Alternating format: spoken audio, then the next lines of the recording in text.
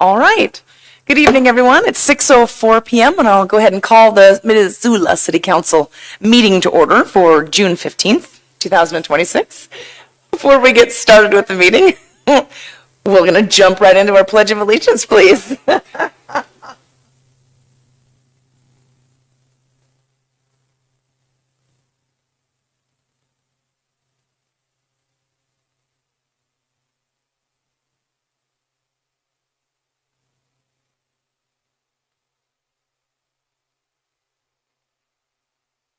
Thank you all very much. Right. Cheyenne, if you'll do a roll call, please. All right, we will start with Anderson. Present. McCara. Present. Campbell. Here. Trask. Present. Jones. Present. Jordan. Present. McCoy. Here. Melson. Present. Nugent. Present. Taunton. Present. Savage. Present. Cheryl. Present. And we have a quorum. Okay, excellent. Thank you very much. We do have some minutes for your consideration from June 8th, 2026. Do any council members have any questions or suggested changes for the minutes? All right, not seeing any of those, minutes will remain as submitted. Thank you. Next up, we have changes to the committee meeting agenda and committee membership approvals. Cheyenne, do we have any changes for the committee schedule yet? Nope, no changes. We're looking to start at 9 a.m. and then wrapping up around 3:25. Okay, great. Thank you very much. Information on the committees are available on the Missoula City Council agenda webpage. All right, next we'll move into special presentations and proclamations. We don't have any neighborhood council updates this evening, and we have one proclamation, and that proclamation is for Juneteenth, Independence Day. This is in combination with the county. I'll go ahead and read that now.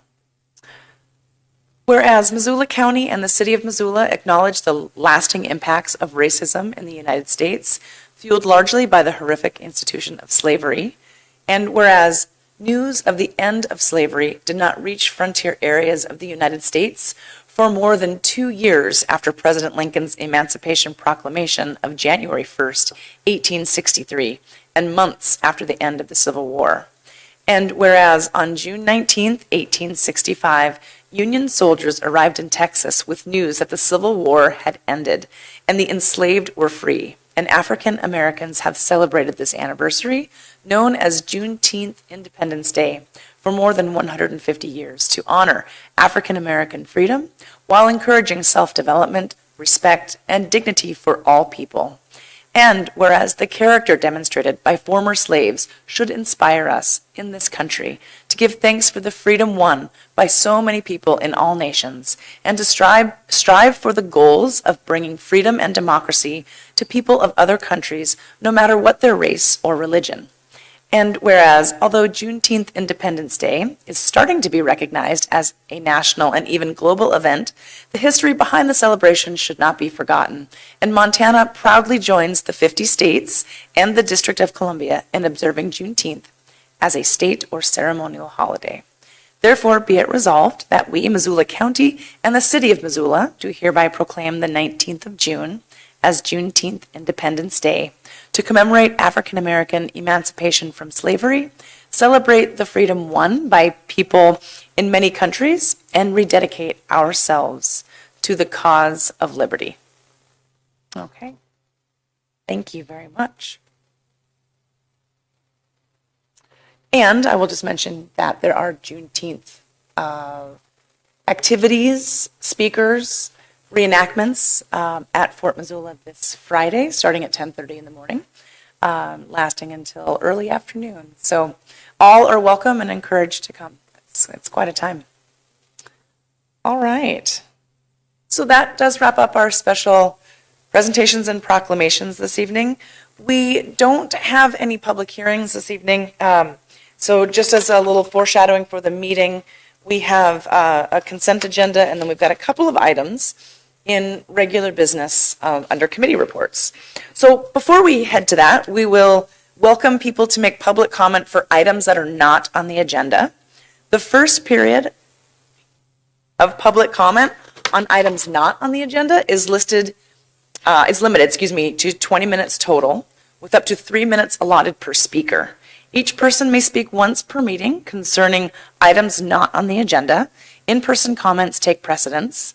Sign-up is required and follows a first-come, first-served basis.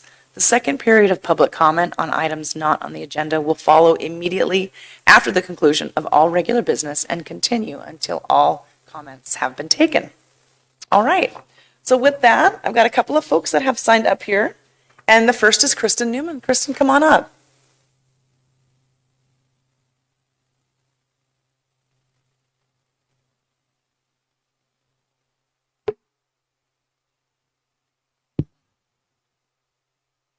Good evening. Can you guys hear me okay with this? Jack, if you can just get a little closer to that Okay. microphone we're on. Just give me a sound check one more time. Test.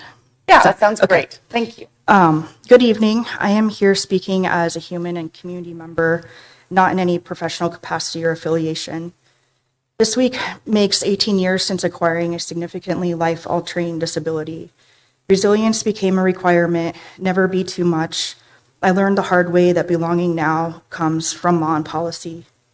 Professionalism, a must. I am a risk to be managed. Decorum must be followed. I studied the statutes, I cited the code, but things are getting heavy on this lonely road. It would just be easier for a partnership to be made, but conversations always fade. I hear this council talk of rules and legal validation, but what about true and total integration? Your compliance gets us inside the gate, but universal access means opportunity to keep up and share the play date. We make new buildings rise up, built for people just like us, while blocking paths we used to trust, adding curbs and taking ramps and leaving safety in the dust. Public proclamations happen. I've praised them with pride and flair. I really am so proud of what got us there. They meant a lot to me until compliance entered the room. I was no more a human. I was a risk that required assessment, a waiver to be welcome, fear to enter the room. I'm only here today because I know this comment ends soon. I open up my documents to see how we're aligned. Belonging is a commitment, but strategy often leaves my basic civil rights behind. The city's master plans ring hollow of inclusive priority when we see the old ways amplified by authority. With no self-evaluation built to challenge your commitments, how can we ensure full ADA transition? Isn't that our mission? I sit outside meetings where cost of inclusion causes flinch, my existence a financial pinch. I am more than the accommodations written in the text, wondering if I will make it through to what is coming next. A policy isn't justice, a master plan doesn't show care, a building isn't open just because a ramp is there. It's attitude and culture and ensures I am welcome here. I work hard to build bridges without setting myself on fire, but if I speak with passion and emotion or explain what is right, I risk of being accused of looking for a fight. You want us polite and quiet, but Judy Human was right.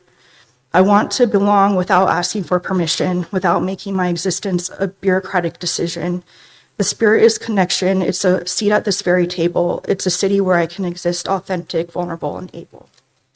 Thank you Very much for your comments this evening, Kristen. Thank you. Right. Next person who has signed up is Suzette Dussault. Suzette, come on up.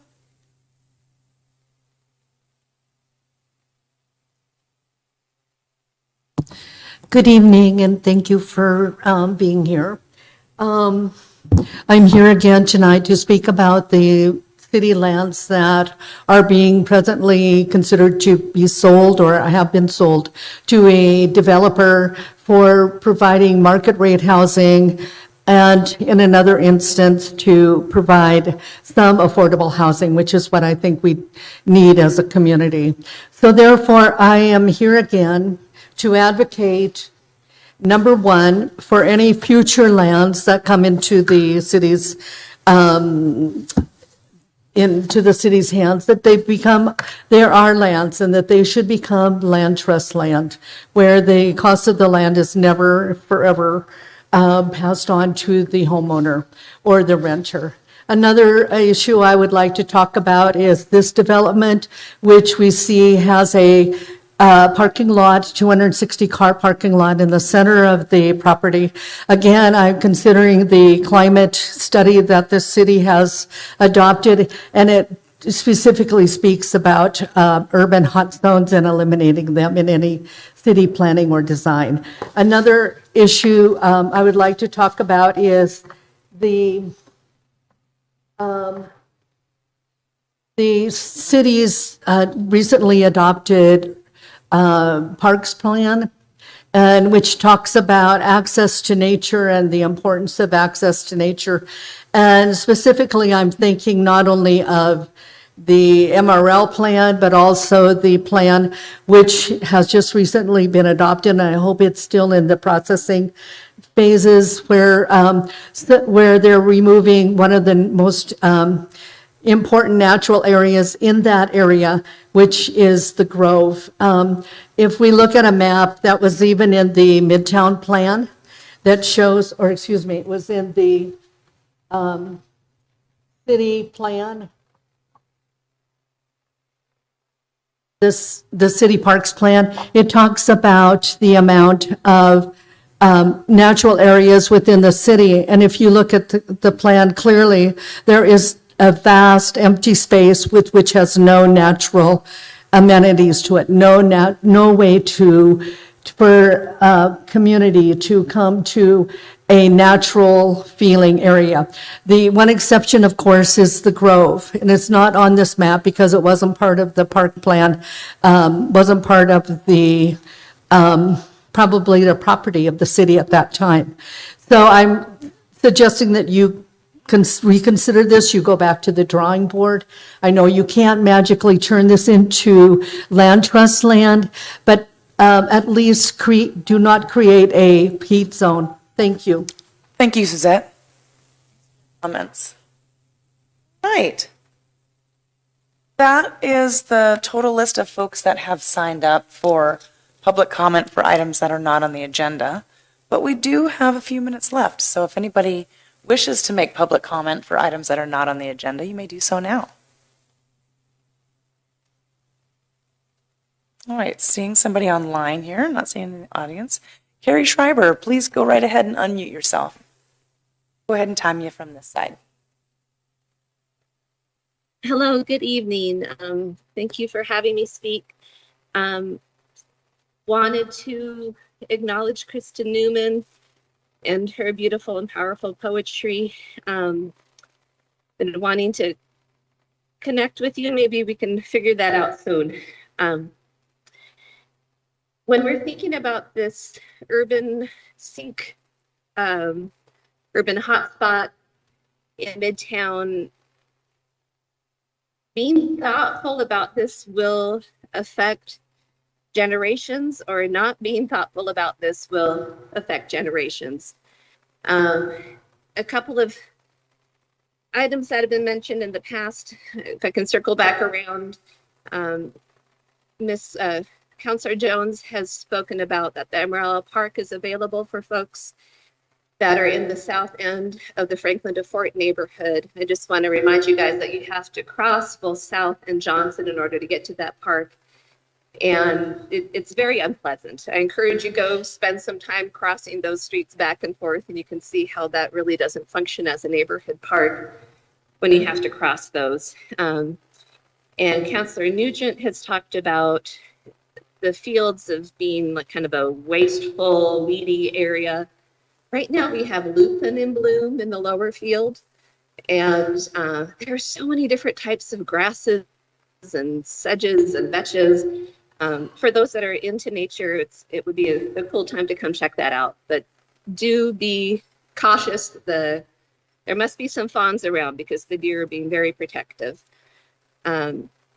Anyway, I appreciate all of your thoughts on these issues, and I do, like what Kristen Newman is talking about, want to see these plans and policies that we spend so much public effort and money on actually manifested into quality of life for the residents. That's what they were designed to do. And when we pick out, maybe a fifth of the Midtown Master Plan goals and say, we're doing the Midtown Master Plan, but we're neglecting 4 aspects that really have to do with quality of life, but we're missing the mark.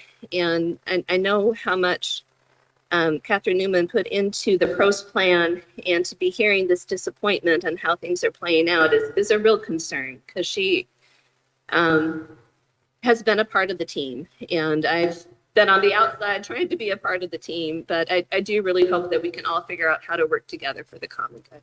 Thank you. Thank you for your comments this evening, Carrie. Anybody else online wanting to make public comment for items that are not on the agenda? Okay, not seeing any hands raised.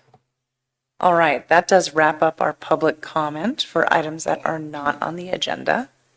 Thank you.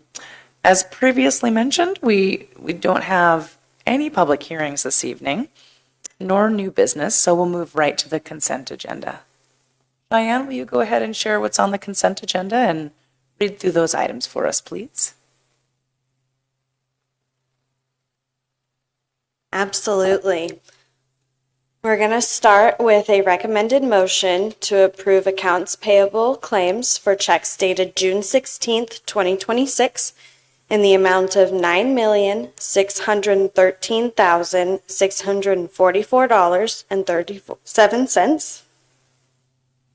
A recommended motion to confirm the mayor's appointment of Melissa Matassa Stone to the Missoula Redevelopment Agency for a term beginning immediately and expiring on April 30th of 2030.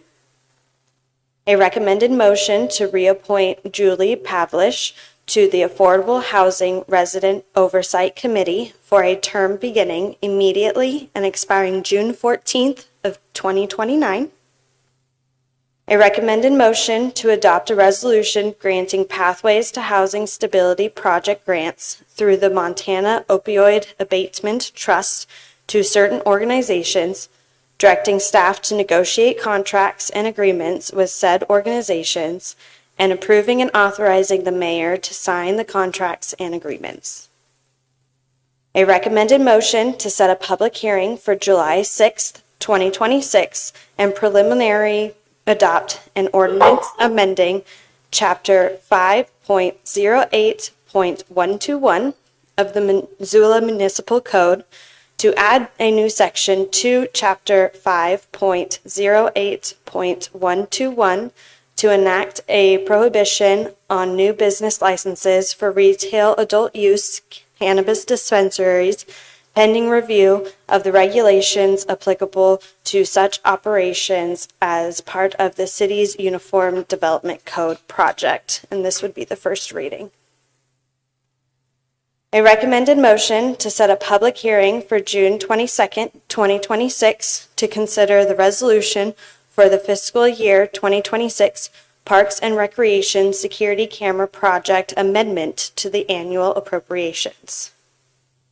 A recommended motion to adopt a resolution relating to the $1,832,000 Special Park District Bond Series 2026 taxable, authorizing the issuance and fixing the terms and conditions thereof.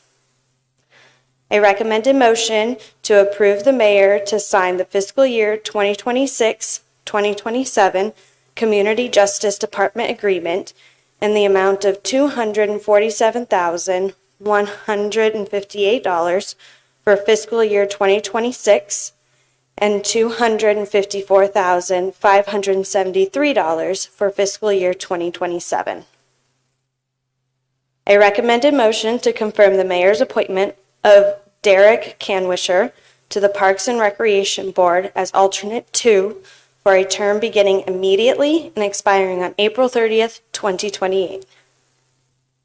A recommended motion to approve and authorize the mayor to sign a contract for trip hazard mitigation with Precision Concrete Cutting in the amount of $99,849.49. A recommended motion to approve and authorize the mayor to sign the contract with 406 Gunite for the amount not to exceed $105,508 for services performed pursuant to the scope of work for the Currents Aquatics Center Pool Replaster Project. A recommended motion to approve and authorize the mayor to sign a contract for security system upgrades for Splash Montana, Currents Aquatic Center, Mobash Skate Park, and Fort Missoula Regional Park with Pine Cove Consulting in the amount of $366,391.48, pending the request for the approval of the budget amendment for Parks and Recreation security cameras. And finally, a recommended motion to set a public hearing on June 22nd, 2026, and adopt that resolution of intent to initiate an amendment to the Hour of Missoula 2045 Land Use Plan related to the future adoption of the Reserve to Scott 2026 Master Plan Area Plan for the area that includes the North Reserve Scott Street Urban Renewal District and the area located in Missoula County between North Reserve Street and Scott Street, south of Interstate 90 and north of West Broadway Street. All right, thank you very much for reading off that lengthy list of consent agenda items. Now is the opportunity for councilors to either separate an item or announce intent to abstain. And President Nugent, your hand's raised. Thank you, Mayor Davis. I would like to split 912 and send it to committee reports. Council's received numerous emails on this topic, and several council members have expressed a desire to get some clarification from staff. So would like to move 912 to committee reports. So we're moving 912 to committee reports for this evening under regular business. And I just wanted to make sure that and then we can have a discussion there. Yes. So that's a committee reports there, okay. I want Great. to follow my own rules from last week where we Nice. can't really talk about it. Nice, thank you. We'll move it to Climate Conservation and Parks Committee report. Okay. All right. Item 9.12 has moved to committee reports. We'll not be taking separate vote on that when we do the consent agenda. Any additional items to separate or any abstentions from voting? Okay, not seeing any then, Cheyenne, we can go ahead and do a voice vote on the balance of the items, 9.1 through 9.11, please. All right, for the consent agenda excluding 9.12 Parks and Aquatic Security System upgrades, all of those in favor, please say aye. Aye. Any opposed? The motion passes unanimously. Thank you, I appreciate that, and I realize I just forgot to take public comment on the consent agenda. Anybody wishing to make public comment on the consent agenda? Okay, not seeing any in the room, I'll just check online here real quick. And I'm not seeing any hands raised online. All right, thank you, sorry about that. All right, so next we'll move to regular business. Items listed under the committee reports were not approved unanimously in city council committees. The chairperson of the standing city council committee will make a motion, and we invite community comment on each item. So we'll start with item 10.1, and this is under the Budget and Finance Committee report. This is related to the fiscal year 2027 budget launch. And we do not have any additional new staff information that I know of to present on, but I will hand it over to President Nugent or Councillor Savage, who's online. If Councilor Savage wants to make it online, she can. Great. Councillor Savage, would you go ahead and make the motion for us? I can make the motion as stated. I'm sorry, I don't have it in front of me, so if you need to read it, Mr. Nugent, read it, would be amazing. Well, we're having a hard time hearing you for a second. Oh, yeah, wants Mike to read it. Okay, thank you. 'Cause I couldn't even understand that, so good call. All right, Mr. Nugent. All right, I move City Council adopt the budget timeline as listed in the referral, specifically requiring that budget amendments be submitted in writing to the clerk and finance director no later than 5 p.m. on Monday, August 3rd, 2026. Any amendments discussed on Wednesday budget and finance committees must be submitted by noon on the Friday prior. Councilors requesting to make an amendment after this date must first motion to open the floor to a new amendment for discussion, and said motion needs a majority to pass. Okay, thank you very much. Appreciate that. Right. And do we have any questions from council before we take public comment on this agenda item? Councilor Campbell. Thank you, ma'am. Mayor, so we have an updated graphic of how this all meshes together with what was presented to the committee last week. Chief Administrative Officer Bickle, do we have any updated graphic? No, not that I'm aware of. Would we? I'm not quite certain of the request. There wasn't an additional graphic to be requested, so I'm just kind of So curious. is my belief there be something that kind of shows where this relates to what we're saying for a deadline for amendment applications and where it fits. I personally, I was still confused. Friday deadline language of what we're discussing, and we're talking Monday for a deadline for amendments, but then there's language that has to be submitted the previous Friday, so which is it, Friday or is it Monday? I'm still stuck on it. Fair enough. Councilor Nugent? And I think that part of this was Ms. Jones' amendment, so feel free to chime in, or your friendly amendment to mine. The intent with the Friday language was simply if a council member wants something discussed in committees on Wednesday, to have that amendment in prior to the Friday before so that we could attach it to the agenda and publicly notice it. Or the last deadline is that August 3rd, and then that would be attached to the next deliberation agenda. So I could see how there's a little bit of confusion, but they're covering two different things. Follow Please.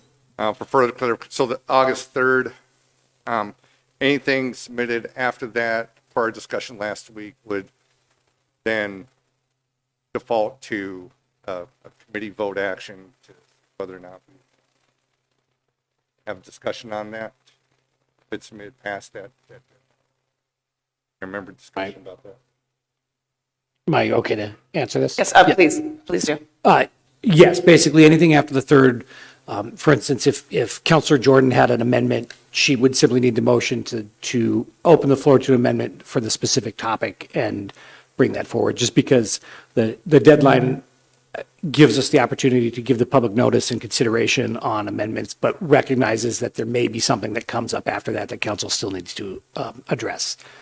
And yes, Ms. Anderson, I can see by your facial expression that you're wondering why it's not 2/3, and that's just the way that the clerk's office recommended it to be. Mr. Campbell, was that helpful? Yeah, I think that's very helpful, and if this passes, then I suspect there'll be something published on our FY27 page that shows. Doing this, yeah, on the FY27 budget, you bet. And then there's the agenda item on tonight's agenda, which was what was presented last week as well, and something that we vocally discussed but didn't necessarily put in this list of dates is that the public hearing opens on the 10th of August, Monday night, the 10th of August, and the budget adoption is the following Monday. So even though there's not a council deliberation noted in here, that absolutely on the 12th still could have council deliberations through the process that Councilor Nugent just mentioned. Thanks for seeking clarification. I know I was a little confused after that conversation, so I appreciate that. Thank you. And there were a lot of options out there. I appreciate everybody's thoughtfulness around helping the staff be as prepared as possible. We recognize that that's not always possible because something might come up close to deadline, or you want to make sure that you're bringing those amendments forward. So we all do the best we can, and I think if we can be as prepared as possible, we will. And if something happens in closer to deliberation, we'll do our best to be prepared. Thank you. Counselor Nugent, you still have your hand raised. Is that just a residual? Yes, sorry. That's okay, no problem. All right, so we had some questions be answered. Any additional questions? Would offer the opportunity for the public to make comment on this agenda item. All right, not seeing any, and I don't see any hands raised, but I'll take a quick look here. Don't see any hands raised. All right. All right. Any additional council questions or comments? Okay. Not seeing any then. Cheyenne, we can do a roll call vote, please. Absolutely. We'll start with Anderson, Yes. Sarah, Yes. Campbell, Yes. Prask, Yes. Jones, Yes. Jordan, Yes. McCoy, Aye. Melson, Yes. Nugent, Yes. Ponton, Yes. Savage, Yes. and Cheryl. Yes. The motion passes unanimously. Thank you, everybody. That wraps up that agenda item, and next we'll move on to the next item of regular business, which is what was just moved over from the consent agenda. So the consent agenda item, Parks and Aquatics Security System Upgrades, that was moved under the Climate Conservation and Parks Committee report. And Councilor Nugent, may I hand this over to you to kick it off? Yes, thank you, Mayor. As I mentioned, council has received quite a bit of email correspondence today asking for clarification. And I know that the staff would also like to clarify a little bit of information. So I guess I would ask Mr. Bickle to maybe speak to this and provide some clarification, and then council can decide what we want to do next. Okay, sounds great. Thank you. Mr. Bickle? Dale Bickle, Chief Administrative Officer. Yes, we started seeing a lot of those public comments. Unfortunately, because this item was on the consent agenda tonight, we didn't have staff available who are really knowledgeable about this to be able to do it. Some of the deadline-driven items related to it, it is a bid that expires June 30th. So, and there is risk that should council continue this, that if we don't do it by the end of the fiscal year, that those costs could go up. That said, I think there is opportunities, further opportunities to consider this, such as, there is a public hearing that the council scheduled tonight for next Monday related to this item. It would be appropriate to move this item for that consideration the same night to get some questions answered and have the right staff in the room on, amend the committee schedule to have the right staff in the room on Wednesday to be able to answer council questions and then hold the public hearing. We still have the opportunity to do that. Though I would remind council, based on, on the presentation last Wednesday, this was simply an upgrade and expansion of the security we have in our parks facilities today. It is the hardware. It is the hardware purchase. It's not about the specific new AI uses they have. I mean, we would use this information the same way we use it today. It's not for general law enforcement or anything. It's the security related to our facilities. That said, there are a number of good questions that have come up, and it would be much better to have a staff that can answer those questions that aren't me. All right, I'll go ahead and take a few questions from other counselors, if that's all right. Counselor Anderson? Thanks so much, Dale, Madam Mayor. I watched the committee presentation from last week, and I think, my understanding and the reason why I made it through unanimously was that we already currently have cameras in our parks, and this is just providing for upgrade because they, are getting old and therefore not working as consistently, and they are not readers of license plates. They don't do facial recognition. So a lot of, I think, the concerns that we were seeing in the email comments, I would encourage folks to go back, and it's available to anyone to watch online. It's Parks and Conservation from last week. It kind of answers some of the questions of what this is and what this doesn't do. But I guess my question is, my understanding is that it has been helpful because there has been an uptick in incidences happening in some of our local parks. And I realize that we don't have park staff here because it was noticed as a consent agenda item, but does anybody want to speak to that? I think that this is something that we should continue to do because it is something we're already providing as a public safety measure. Yeah, I can speak to that. Yes, there has been a considerable increase in vandalism in particularly Fort Missoula Regional Park. I don't know if you may be aware of an incident we had earlier this spring where there was significant damage to the field, not only, in damage, was in the five-figure range, in the 30-some thousand dollars worth, plus plus about the same amount of lost revenue received by not being able to open those fields. So all those things are a financial burden to the city. If you look at our incident reports from our security services that provide security in our parks, Fort Missoula Regional Park is our number 2 area, and it's just the location is it's hard to keep eyes on. So that's a significant part of this. But all our other facilities as well, those splash decks. Now I would say that we do have security cameras in many of those. This is a replacement of that aging system and also an expansion into new areas of our parks for the purpose of simply protecting the asset, not for any other purpose than that. All right, you bet. Thank you, Mr. Bickle. Councilor Jordan. Yeah, thanks. I think just following on from Stacy's clarification, I think it would be really helpful if we could answer the question directly right now so folks don't have the next week to stew over it. This company does provide AI assistance in their programming that they sell, but we are not buying that section of it. We are buying cameras that videotape like old school VCR cameras used to do back in the day. And we are not buying the AI technology that goes along with that. Can somebody just confirm that really quickly? Yes, that's correct. This is it's the hardware, right, related to this. This isn't the software. This company does provide this. But this isn't part of the thing. This is the data is ours. It is only used for, it's not used for like active management, and it's to be able to go back and provide evidence if it's requested and those type of traditional management purposes we have in our security systems.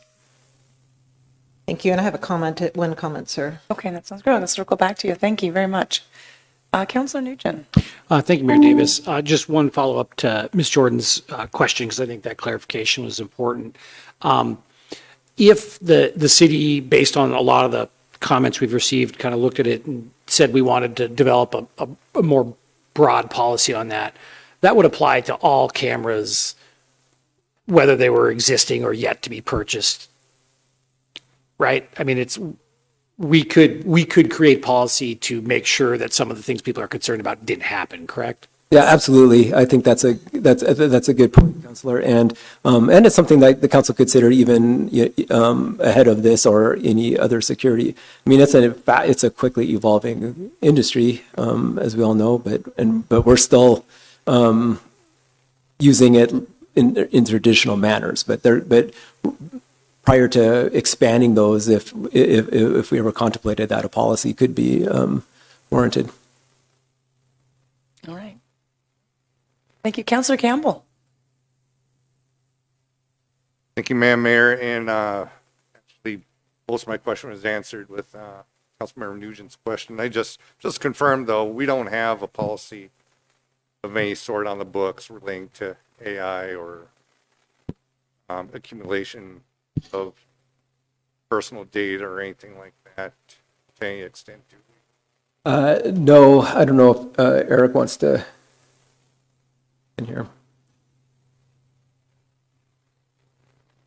Good evening, Eric Hallstrom, the city's chief operations officer, and we do have a guideline for city staff when it's been about 18 months since we created that, and it's largely to put some guide rails around the fact that we know AI tools are sort of out there and have proliferated. So we have some rules about responsibility for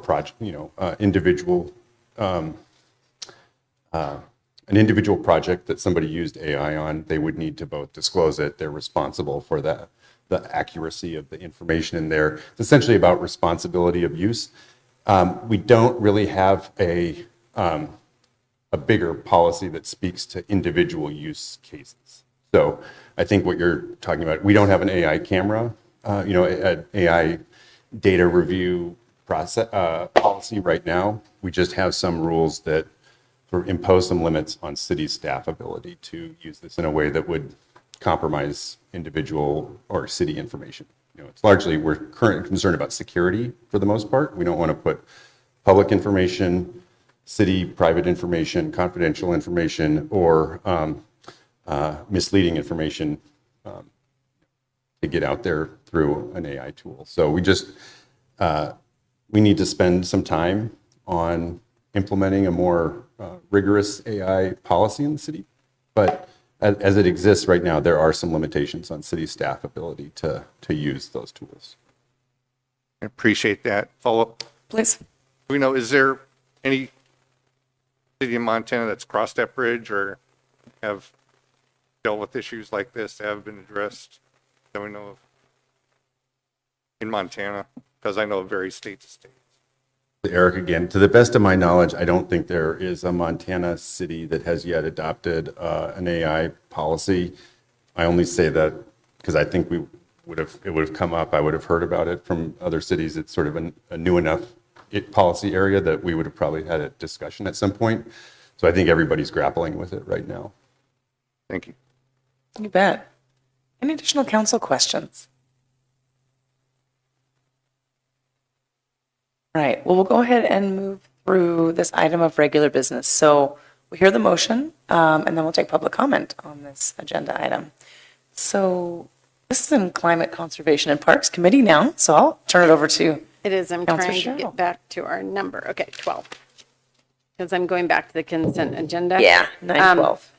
Okay, I recommend that we approve and authorize the mayor to sign a contract for the security system upgrades for Splash Montana, Currents Aquatic Center, Mobash Skate Park, and Fort Missoula Regional Park with Pine Cove Consulting in the amount of $366,391.48, pending the request for the approval of the budget amendment for Parks and Recreation security cameras. Okay. Thank you. I would invite the members of the public, if there's any members of the public that wish to comment on this agenda item, come on up.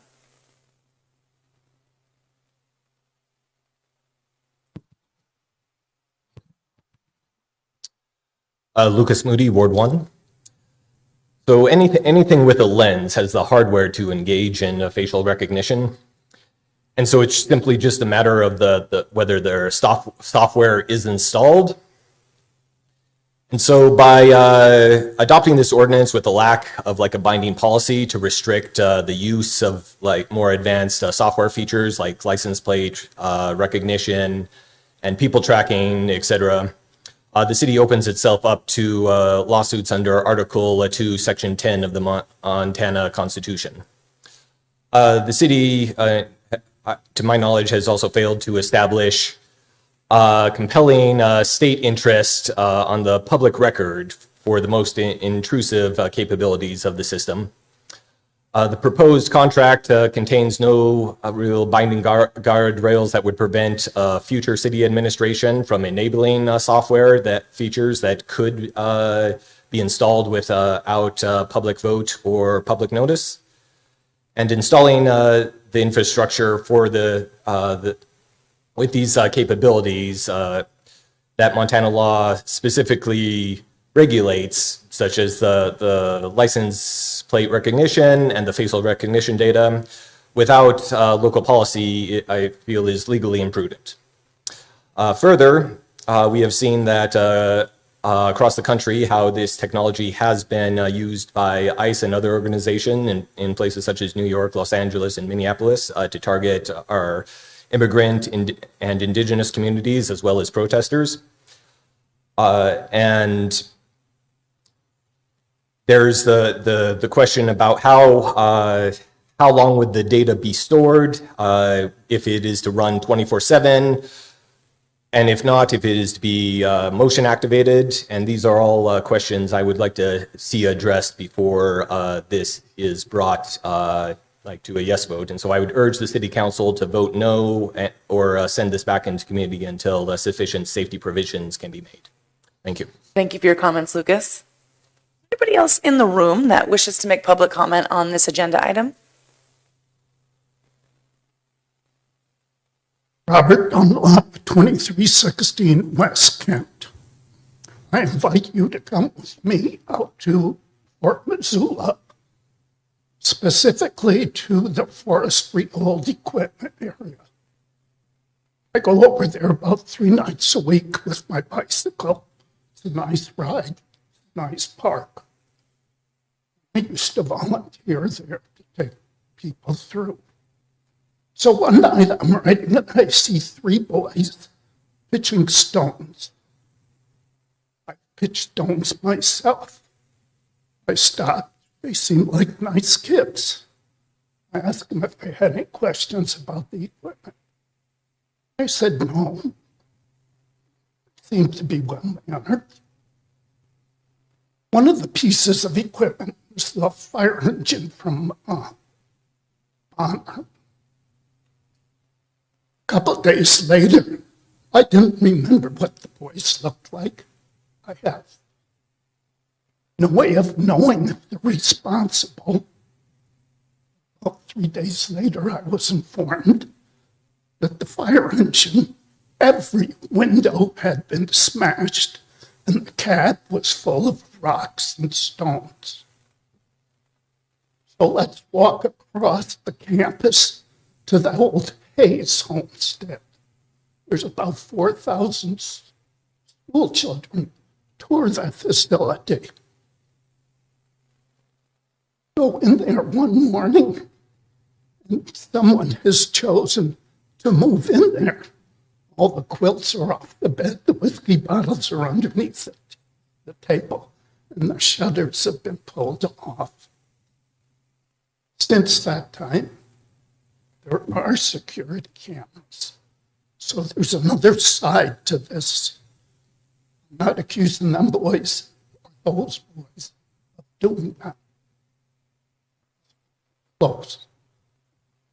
More bizarre case is down in the city of Salmon, Idaho. There's a bridge before you go into town. You can walk across it. Somebody took it upon themselves to undo the bolts that anchor the handrail that keeps you from going in the river.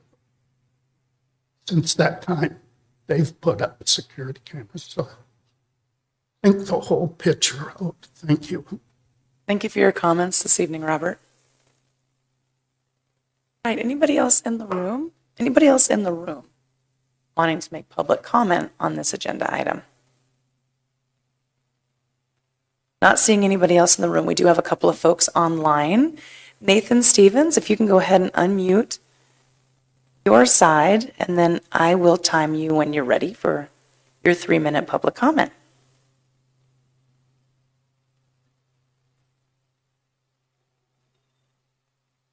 Test. Is this working? Yes, it is. Can I turn on my video or just have the option for? Please leave the video off. Thank you. Okay. My name is Nathan Stevens, Ward 4 resident. I'm concerned we have a staff and city council does not understand how technology works. Parks and Rec told the Missoulian these cameras cannot read license plates or use facial recognition. That is not accurate. Ricotta's own documentation confirms both capabilities are built into the hardware. Okay, so the hardware. So if you buy the cameras, that is the hardware. Activated by a software toggle. No additional equipment required. Pine Cove Consulting could enable those features without no public comment. Okay, Montana law already bans continuous real-time facial recognition in public spaces. The city is about to spend $366,000 on cameras. That's 5 times the damage that was done out in the fields there. With that capability built in, the AI capability, with nothing in the contract preventing it from being switched on. This is a legal compliance risk the city is purchasing voluntarily. Montana Constitution, Article 2, Section 10, the right of the individual privacy shall not be infringed without compelling state interest. $36,000 in documented vandalism damage does not meet that bar. Do not approve this contract until a binding ordinance is in place prohibiting activation of any AI license plate or facial recognition features without a separate public vote. A promise from staff is not enough. Thank you. Thank you, Nathan. Thanks for your comment this evening. And there's an additional hand raised online. Jen, you can unmute yourself now. Go ahead and provide your public comment. Hi, can you hear me? Yes, we can. Hi, I'm Jen Worrell, Worrell. I'm in Ward 6. And I'd already emailed, but I also wanted to speak. I just wanted to voice my opposition to putting these cameras in the parks.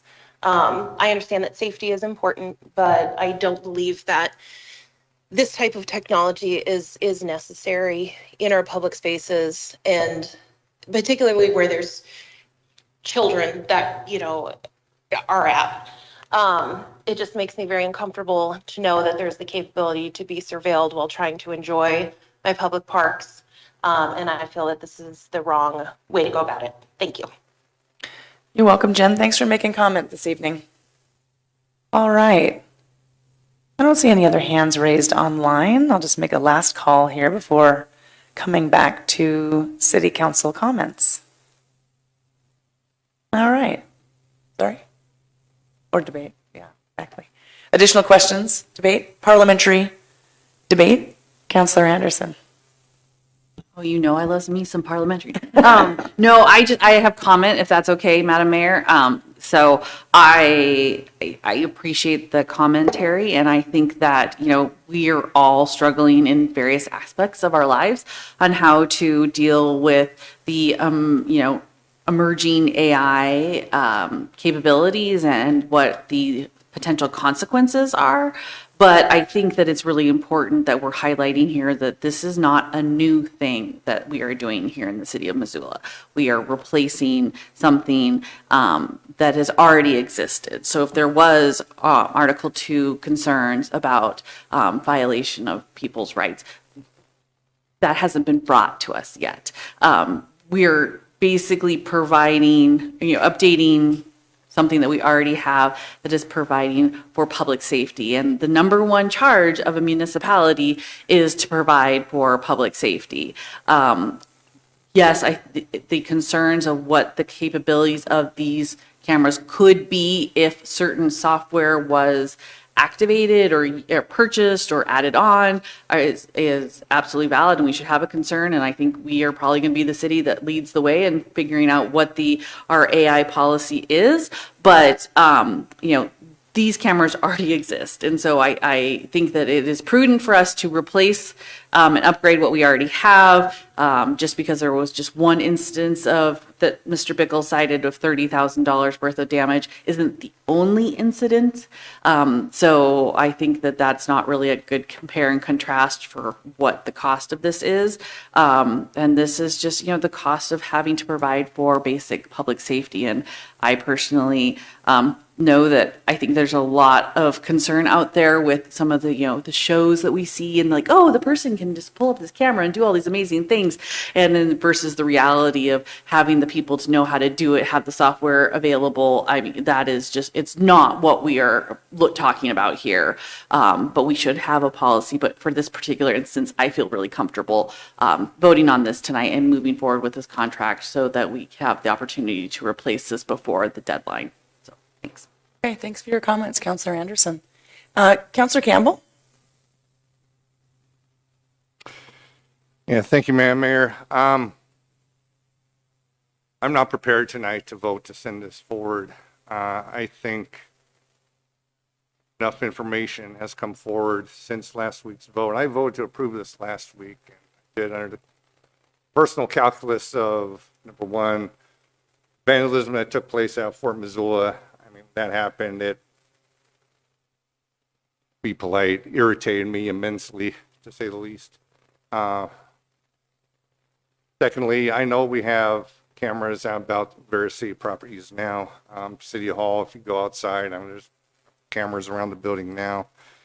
But I think time has arrived for a discussion, more in-depth discussion on how this information, how these pictures, how these videos, in the current AI environment that we have, to this gentleman's point here, all you need is a lens. Really, you need less than that. You could take a hard photo or a poster or something and run it through a phone, and you can get information on who that is quite often, not to mention capabilities of government. The state of Montana generally has some pretty robust protections on privacy and searches. Anything that the government would search off video, off cameras, what have you. Supreme Court has held numerous times that searches in Montana are per se illegal without a warrant. The necessity of these, government to obtain warrants to obtain that particular information. However, the flip side of that is there's nothing that says one couldn't voluntarily provide that information, to law enforcement, particularly if it comes from the private sector, be it with flock cameras or ring doorbells or what have you. So, in light of what we heard from Mr. Bickle earlier about the opportunity that could be presented to us to, have, a more robust discussion with, maybe some more subject matter experts in this arena, I think would be helpful. And I would like to see this. I don't know if it necessarily has to go back to committee. I don't know if we would have to go back to committee as an alternate, but at least somehow postponed to where it's concurrently discussed in council. But absent being able to do that, then I'm going to be a no on this. Okay, thanks for your comments, Councillor Campbell. Councillor Jordan. Yeah, thank you. I have a friend whose son was brutally beaten at the skate park 3 or 4 years ago. He was 17 years old, broke his jaw, and he had to drink out of a straw for a couple months. The cameras were not working at the time, and it would have been really helpful for this family to have had those cameras working. It's interesting also being dual citizen as an American and an Australian. In Australia, they have cameras absolutely everywhere to the point where it feels a bit like a nanny state. But in Australia, people are not driving and talking on their phones or texting, and they are following the speed limits, and they are not running red lights, and they tend to obey the laws a little bit better, and it feels a little safer in that context that can count on these cameras to prevent people from doing things that put the rest of us in harm. And the final thing I'd like to say is it's curious to me how when we publicize something, we get a lot of comments, but I have not received a single email about the cameras that are on the southwest corner of Poplar and Van Buren, to which nobody really knows who they belong to or what they're doing. We think they're MDOT cameras, but they are cameras that nobody has sent an email about. We don't know anything about them at this point. And I'm trying to figure it out and get to the bottom of it. But I think that when we pick and choose how we want policies to be implemented, it is, it's not the full story. And having cameras in public spaces isn't always a big boogeyman conspiracy theory. And, but also with that in mind, I actually feel similarly to Bob tonight in that I would like to maybe take a better look at that contract and see if we can't put in some clauses in there that would reinforce the fact that we won't be using AI or that it won't get turned on or be used. Just spend a little more time maybe examining that piece of the contract. But generally, I'm fully in favor of cameras. I think they make us safer, and I would just like a little more time to think about this. Thanks. Yeah, thanks for sharing your comments this evening. Councillor Nugent. Thank you, Mayor Davis. Appreciate everyone's comments. And, the motion on the floor right now is contingent on the motion next week. So I don't think it harms anything to consider those together. We could potentially, after we finish questions and comments, just without objection, say we're going to delay consideration to be concurrent with the public hearing next week. And unless anybody objected, we could certainly do that. My one question would be, the emails seem to hit on two topics, concerns about AI, facial recognition, and AI license plate reading. So why don't we just amend the approval to say we don't allow staff to do that and they have to opt out? Is that a doable thing, or Dale, can we look into see if that's a doable thing? I would presume that's a doable thing, and I will also confirm that. Okay, that works for me, and I would recommend after everybody speaks to it and gets to kind of give their thoughts, that without objection, we just delay consideration until next week with the public hearing on the other item. Thank you for your suggestions and clarification. Councilor Sherrill. Now I'm not sure which direction I want to go with this because I actually was going to suggest that we have some time in the afternoon on Wednesday, and just because there are some questions out there, that we have a discussion about this Wednesday. I'm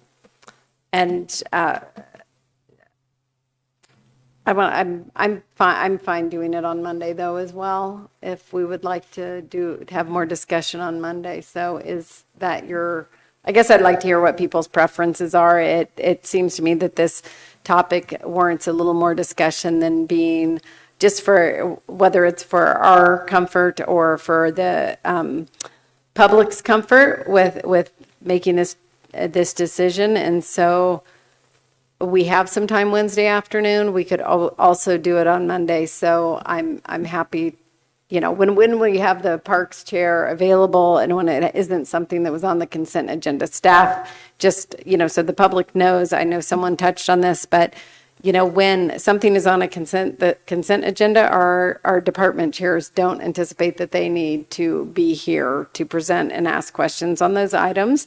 So that, I think having a little more time on that would be good too. I'm not going to move to send it back to committee right now because I kind of want to see how people feel about it, and either one's fine with me. Okay, great. Thank you. Councilor McCoy. Thank you, Madam Mayor. Really, most of what I had to say was mentioned. I think I just I like the direction that we're going. I think a little more evaluation and information will be helpful. So at this point, I just kind of wanted to ask to see if we could get maybe a little bit more technical information on the full capability of the cameras. We seem to have folks saying that they can do this, but we're not taking that option. So I'd like to, get that clarified. And then, what does it take to turn those other options on and off? And then I would happy to be discussed it in committee or carry it to Monday. Either of those I'm open to. And I liked President Nugent's suggestion of maybe amending things a little bit so that we say that we can't do that unless we get the thumbs up from the mayor or city council or whoever is appropriate. That's all I got. All right, thanks for sharing your comments. Yeah, Thanks. Chair Sherrill. I was just going to add, it feels like it's going in the direction that we're having more conversation about it, whether that be on Wednesday or Monday. So I would ask council, to send the questions to, I guess, Marina or to Dale or to the mayor or to me, and just so they have time to research with the company and, if it's what do other places do, just having a little more time to do that research so we get ahead of this, because I know all of us have some questions kind of bouncing around in our heads right now. And so let's get those out of our heads and in an email to the people that can answer them for us. I appreciate that. Thank you. Councilor Nugent? Thanks. Just listen to everybody. I think Monday gives staff more time to prepare as well, and to make sure that if people want to think about questions for a day or two, and then staff has a chance to look into that. So I would, without objection, recommend that we postpone consideration of this until next Monday, concurrent with that public hearing. Okay, thank you for that. I'm seeing a nod from Chair Sherrill. And any objection then to what has been proposed? Okay, not seeing any objection, then this item will move to Monday, June 22nd. I appreciate all the coordination. And was there something? There's something that we needed? Okay, all right, great.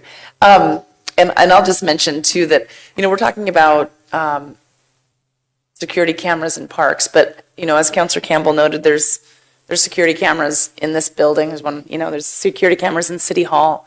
And there's at other facilities as well. And so I think it's a conversation that is really broader than just our park space. So I would encourage you to think about that we should think about it maybe as citywide. Specifically, we're, seeking to get budget authority to upgrade our antiquated equipment. But there's a lot of good questions out there, and technology is moving very quickly. And so it's a good opportunity for us to have that conversation. So I appreciate it very much. Thank you. Okay. That wraps up that regular business item then. So we'll move on to our next regular business or committee report item. And that is under Public Works and Mobility, where we have the resolution supporting advancement to final design and implementation of the Downtown Safety, Access, and Mobility Project. We have two motions here, and so both of them will need to be put on the floor again, but I do know that we have Public Works and Mobility Department Director Jeremy Keene here. He did ask for a few minutes to be able to share some new information, so I thought we'd go ahead and start with this agenda item, if that's okay, Chair Becerra. Start with Mr. Keene. Okay, great, thank you.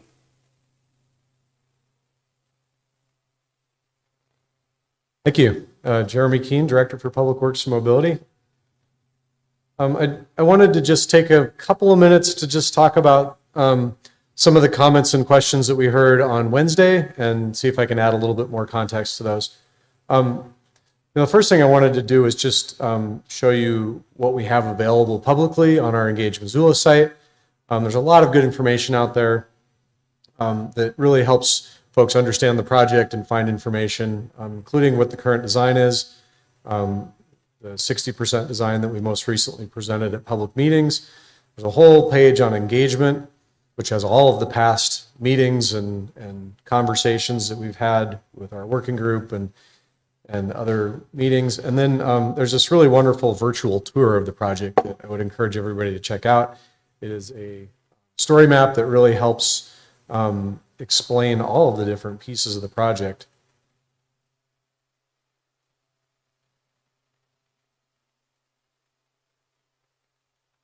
And, in a very graphical and easy to follow way. So what the project is about, why we're doing it, what are the basic elements of the project, great maps and renderings of the project. So this is something that I just wanted to highlight for folks. If you're looking for more information, if your constituents are asking for more information, this is a really great resource. You can also access the boards that we had at our last public meeting, and there's also detailed drawings of the project if folks really want to get down into the weeds. So all of that is to say that we've had a very robust public process on this project, and it's something that takes years to develop. Some of the decisions we made on this project started 15 years ago, and some of the decisions are still being made. So we're making an effort to consider all of those different interests as we make decisions and make sure that we make the best possible decisions we can. Projects like this aren't always win-win. With limited space in the downtown and limited resources, we had to make some tough choices. And those trade-offs often meant weighing different interests on the project. So when you do that, not everyone's going to be happy. What I can say, though, is with confidence is that we did listen and that we made decisions that balance those interests best we can. So a couple of things that came up last week that I thought I could just add a little bit more context to. I did send council a meeting about traffic analysis, which is easy to quickly get down into the weeds, but I think the big picture around traffic analysis is that we intentionally made decisions about trading a small amount of delay to improve the overall access and safety in downtown. So we prioritize getting in and around downtown over getting through downtown. And so what that meant is that we focused on how you get to parking how you get to businesses and the park and the riverfront for all different kinds of users. So however you're coming downtown, we wanted to make that easier. And while some motorists may experience slightly longer delays at certain intersections at certain times of the day, we believe that that delay is going to be measured in seconds, not minutes. So our traffic analysis showed that for most intersections, they're expected to operate at level of service B or C. That's really very good. Anywhere you look in town, we're happy if we can get to C, with delays generally around 13 to 30 seconds. So that's pretty close to what we see today. There's a few exceptions. One of them is at the intersection of Higgins and Front, which could see longer delays. The traffic analysis was predicting 116 seconds as an average delay. And what that really is going to come down to is how traffic redistributes when we change the traffic patterns. We're going to make some pretty big changes with converting one-way streets and changing where people are going to go. So we're not totally sure how that traffic is going to redistribute. So what we think will happen is that it'll get to a point of equilibrium. So where we have some intersections where we're seeing in the traffic analysis that there's more delay and others that have less delay, people will find that easier spot to go and they'll distribute to these other intersections and it'll balance itself out. So we think some of these intersections that we're showing lower delay, 20 seconds of delay, that'll probably end up being a little higher. And these intersections where we're seeing really high numbers, like Higgins and Front, that number will actually go down when traffic rebalances. We also looked really closely at parking. We know this is important. It's important to businesses. It's important to people that work downtown, to visitors. So we made a lot of decisions along the way that preserved parking. We intentionally changed the design to weigh parking more heavily in the choices we made. And we looked at ways that parking could be better managed through management of our parking structures and the lease programs so that we're really thinking about parking in downtown as a whole and not in one particular spot or one particular mode. So while there are parking impacts, we think that the overall picture in downtown as parking is good, that we will have parking and people will be able to get downtown and find space. We also heard a little bit about construction impacts, and I know this is something that's really of high concern to folks, especially if you run a business downtown, that this project could really be disruptive. And so we've looked at how we can minimize disruption by phasing the project. We're not going to do it all at once. It's going to be done in small pieces so that we can keep traffic moving and so we can keep access to the businesses open. And we'll continue to work with those business owners and residents downtown to make sure they continue to have access during construction and that they understand what's happening when.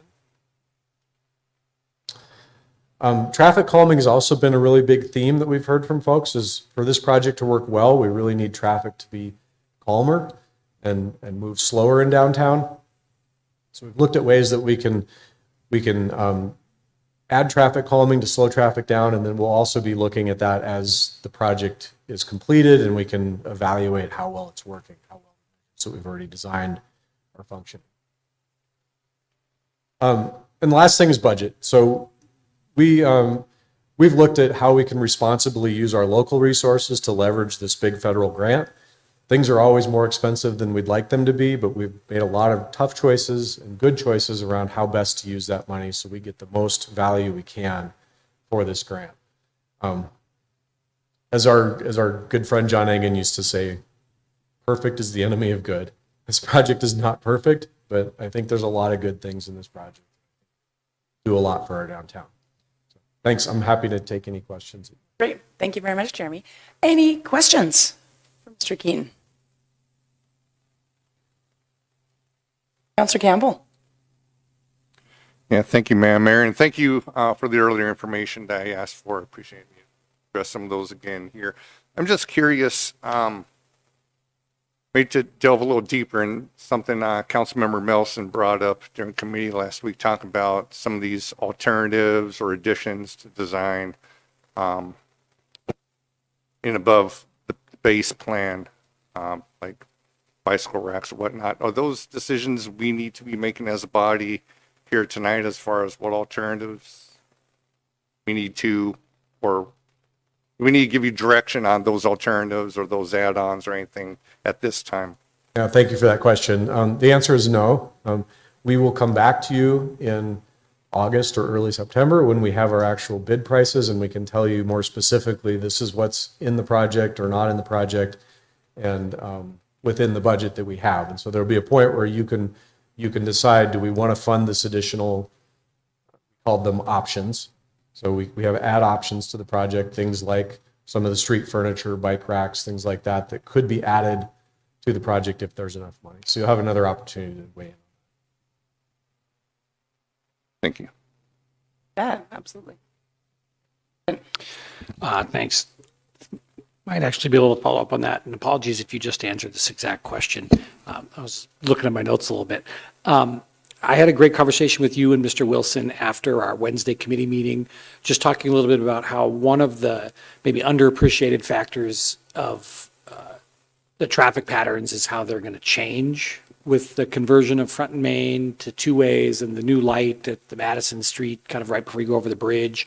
Can you speak to that or kind of expand on that at all? I mean, not to put you completely on the spot, but I think that's a relative to my questions about intersections and things like that, for instance. Well, there's a couple of important things with this project. One is that we are going to change the traffic pattern in downtown. It will calibrate the way that people get around as they learn the new patterns and learn what's easiest to get where they need to go.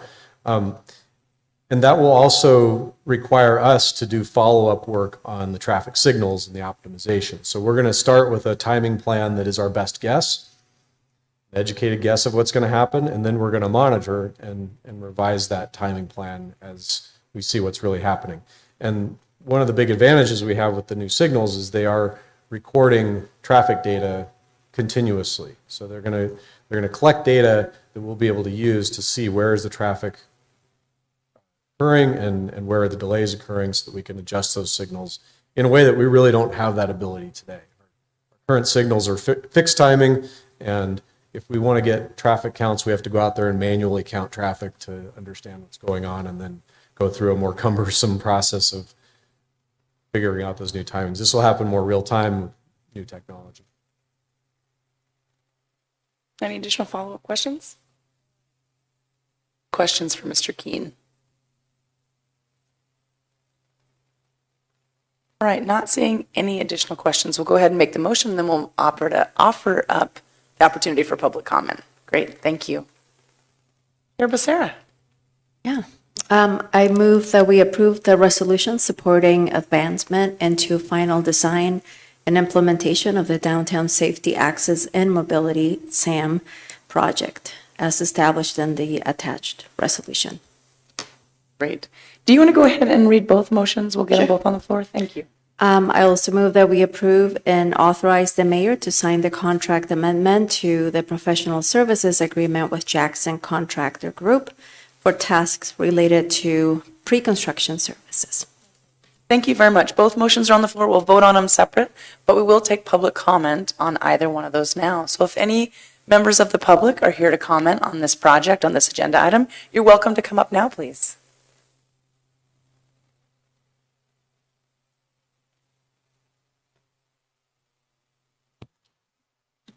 Good evening. I apologize if I'm repetitive on any of the points that he made previously, but these are the things that I felt are important to bring up as a community member, so I'm just going to go with it.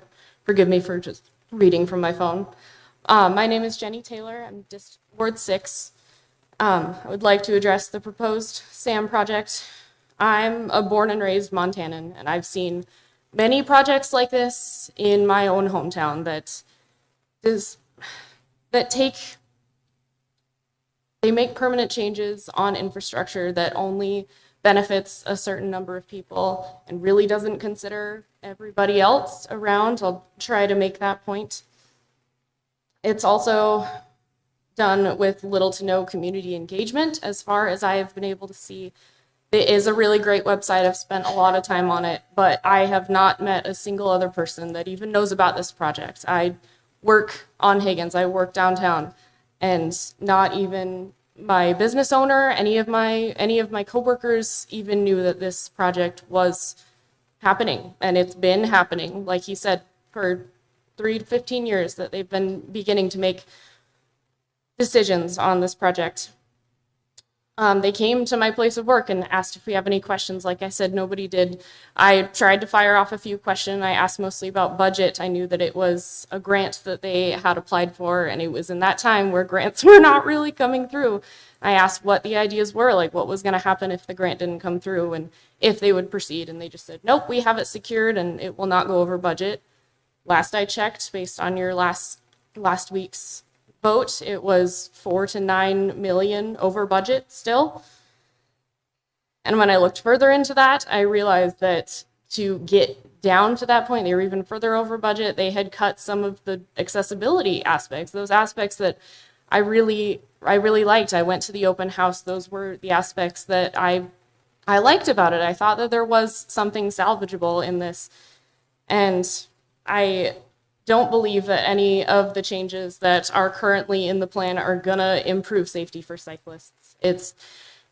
I don't think it's that unsafe downtown bike. It's not ideal, but we're a small town. We're doing our best. I think if anything, it's gonna increase accidents with motorists, bicyclists, pedestrians. Nobody's gonna know what's going on.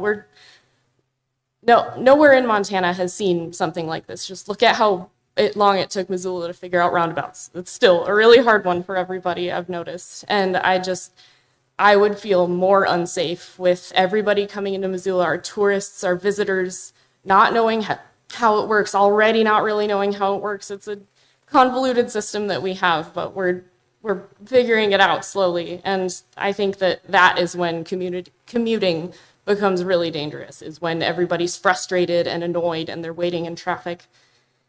It's very much a big city structure squeezed into a small city. Thank you for coming down. Thanks for making your comments this evening. Good evening, Madam Mayor, City Council. Thank you for the opportunity to comment. My name is John Wolverton. I live in Ward 1, just across the railroad yard up Orange Street. So I'm come to downtown quite a bit. I really like this project a lot. You've all heard me come and comment in the past, particularly about cycling facilities and often addressing the unfounded fears about loss of parking, and particularly reminding people that these ideas go back to the 2009 downtown master planning process, which was very robustly attended. I was in halls with hundreds of fellow citizens that came to the conclusions that these are the type of things we need to do in our downtown. Although I'm not a member of the Citizens Working Group, I have attended quite a few of those meetings, and I should note that it was a really great place to get the finer grained details from the staff and the consultants. I really appreciate that, and I think the people on that committee were very appreciative, and they were very engaged. What I did hear there consistently in the times I attended is when somebody was speaking about a particular issue, often they would always default back to the filter that matters the most is safety. I heard that from a number of people in that Citizens Working Group. And I would submit that all the elements of this project aim to increase safety for all the modes, particularly the more vulnerable street users. So this is better safety. Even if it costs a little bit more, it's going to create better access for all people. This is going to be a great project, and I ask that all council members support it. Thank you. Thank you for sharing your comments this evening, John. Anybody else for public comment?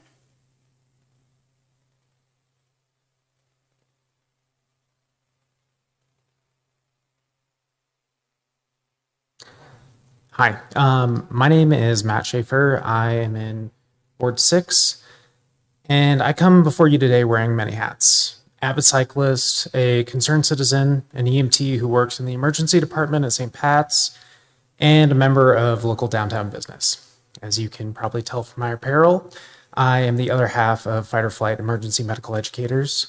My partner, Danielle Petrie, could not be here today, but I hope to represent our concerns as effectively as she has throughout the past year. So I have a lot of problems with the SAM project. Frankly, 3 minutes is not really enough to address all of them, so I'd really like to focus on the one that's most alarming to me, and that's safety.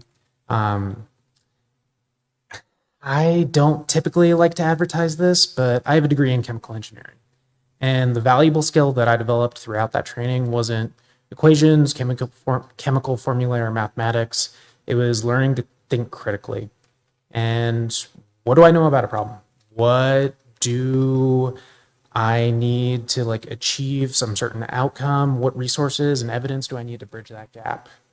And when I apply that framework to this project, the proposed solutions just simply don't make sense, like whatsoever. If I were part of the design team, probably one of the first things that I would have done is kind of do a thorough literature review in other cities that are really similar to Missoula and see how that worked out for them. And as it turns out, there's at least two really notable examples, either in Bend, Oregon or Bellingham, Washington. You can find the exact same project with similar goals and constraints. And yeah, they converted 2 lanes of traffic in each direction into a single lane to accommodate some separated raised bicycle infrastructure. And what I find really, really odd is that the before and after studies from both of these projects show increased vehicle collision involving pedestrian and cyclists, specifically at intersections. And it's about 100% or double. So safety is not going to be increased whatsoever. Physical separation is going to reduce visibility between drivers and other modalities of traffic. Increased congestion is going to heighten driver frustration and definitely lead to more erratic behavior. And then we're going to have this greater sense of cyclists and pedestrians feeling secure, even though they really need to remain vigilant. So given these findings, I think it's really irresponsible to disregard any of the data that was collected in other communities. And I know that's a lot to unpack in just a few short minutes here, but I've already submitted both of these studies to you multiple times in email submissions, so they should be in your inbox. But ultimately, what I'm asking from you is simple. I really want you to think critically about this decision. Thanks for coming down to share your comments, Matt. Anybody else in the audience wishing to make public comment? This agenda item. Okay. Not seeing any, then I'll just quickly go online to see if there's anybody online that wishes to make public comment. Carrie Schreiber, go right ahead.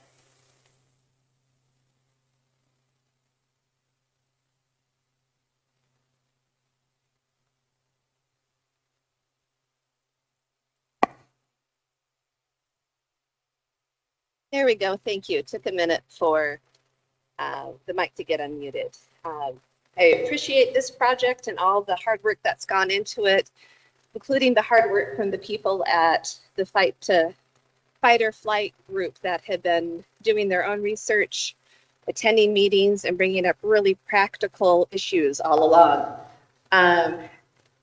Danielle had shared with me that one person accused her of not caring about safety, which is really ironic considering the work that she does. I'm seeing a trend where we have these federal grants available that really do guide the development of our community.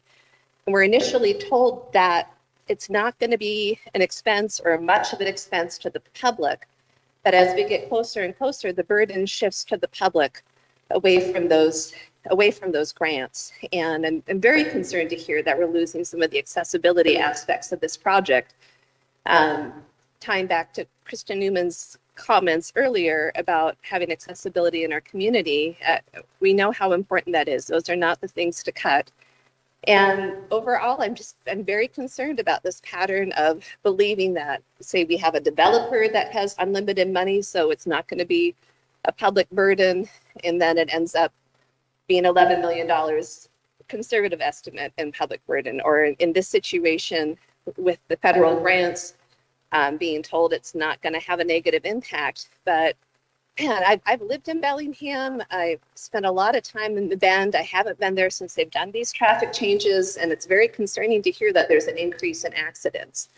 Some of these federal grants might start with great ideas, but that doesn't mean that it pans out that way financially or functionally for the community. I do hope that you're giving due consideration to all these other concerns that are being brought up. Thank you. Thank you, Carrie. Thanks for your comments. Anybody else online? Anybody else online wishing to make public comment? All right. Seeing any there?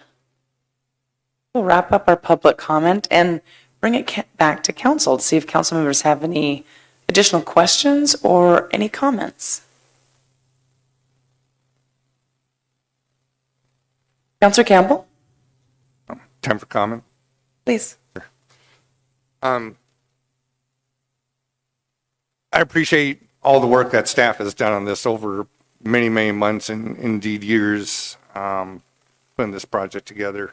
And I know there's been a lot of public outreach. I know, I haven't attended, at a minimum, I remember that one open house we had at the Wilma Theater a few years back, try to address some concerns of downtown businesses, going forward with this. So I just want to give recognition where it's due, and that's the professional work of our Public Works Department.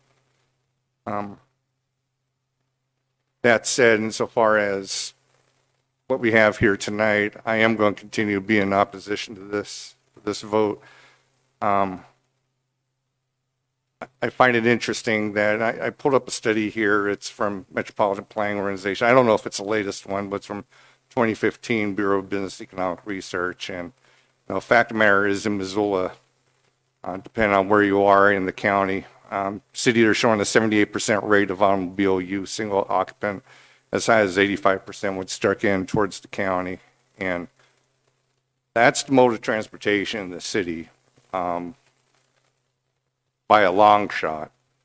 Everything else pales in comparison to that, but we're revamping our downtown transportation system to, accommodate a small fraction of the community that may or may not get some benefit, may or may not get additional safety in exchange for,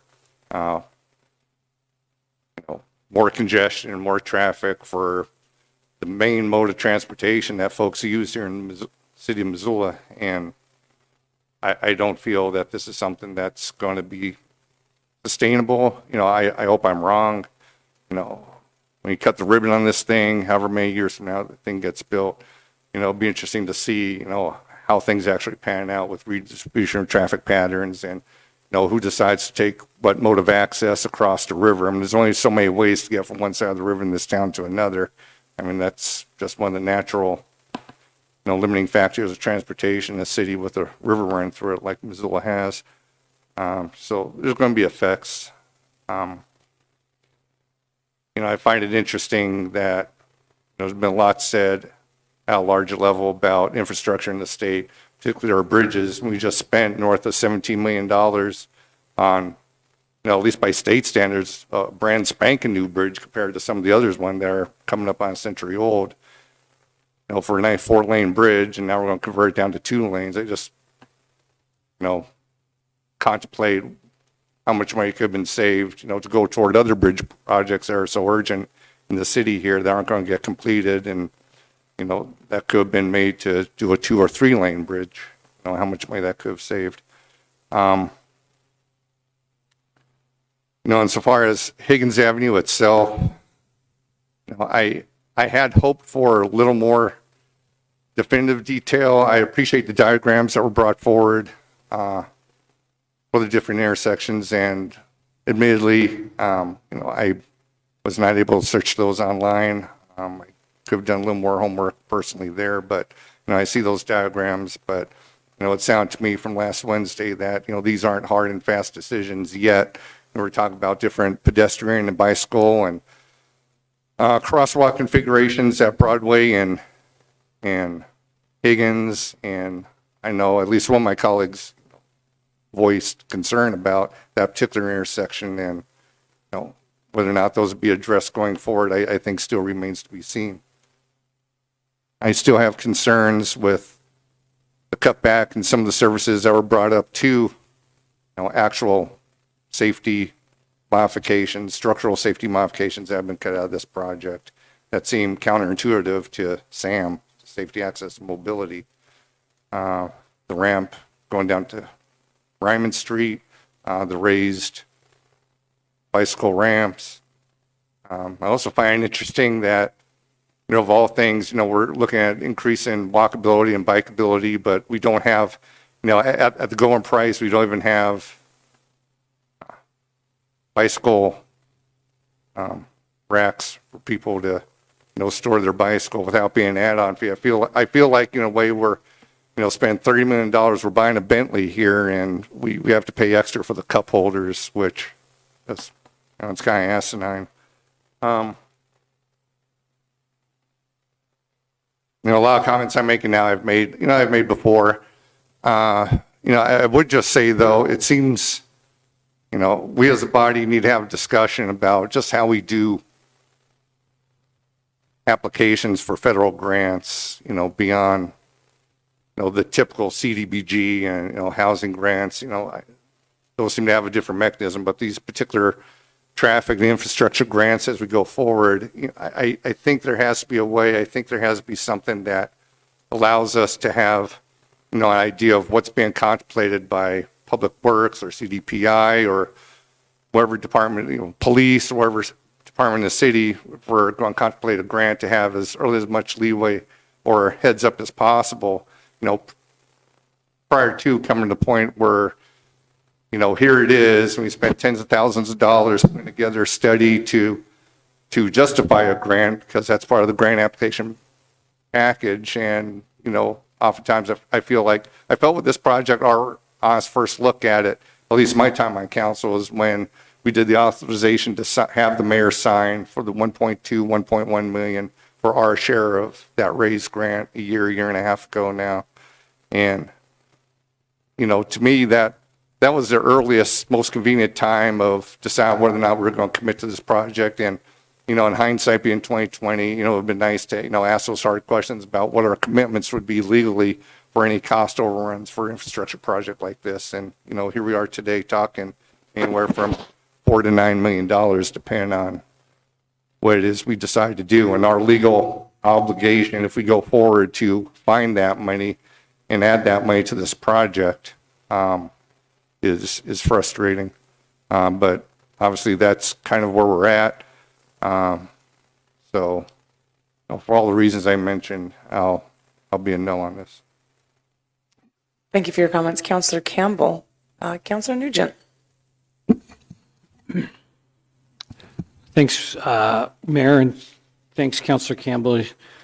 I kind of lost track. I was listening to you. I got to regather myself here. I do actually appreciate one thing. I appreciate a lot of what you said, but I appreciate one thing you said, and I think that is, on some of these grants going forward, I do think that at the application process, we need to pay more attention, because this one, especially once the application was in, there were no changes. And I know we cite kind of the downtown master plan and a lot of other planning documents, so I don't think that application came from nowhere by any stretch, but I think that's where maybe some of the frustration lies. I also think we need to acknowledge that we're just not living in an environment where we have the luxury of being able to work with the federal government to change grant applications. And I think that might be the monkey or the gorilla in the room. What do they say?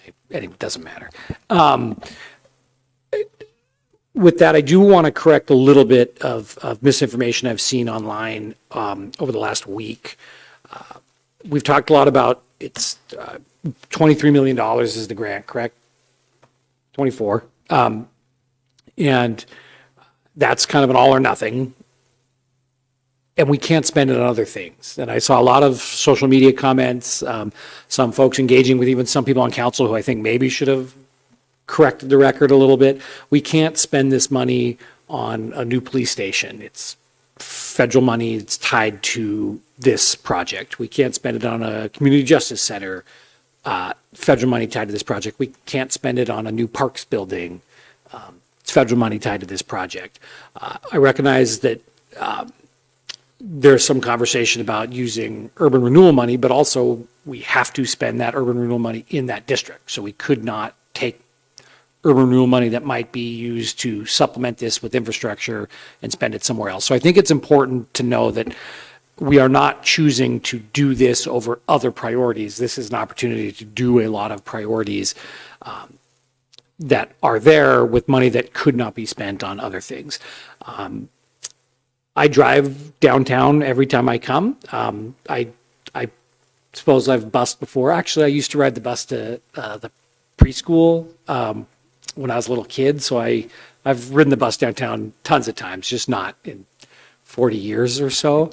I drive down Higgins most of it. Ward 4 is kind of down there, and I either come down Brooks or I come all the way down Higgins. And I said on Wednesday, and I'll say today, every time I drive down Higgins from Hellgate High School to the bridge, I think I'm lucky that I'm not sideswiping a car, or somebody's not swiping into me, or somebody's not opening their door, or frankly, that a biker doesn't get hit. Because I think that stretch of Higgins from the bridge to Hellgate High School, or from Hellgate High School to bridge, is incredibly unsafe.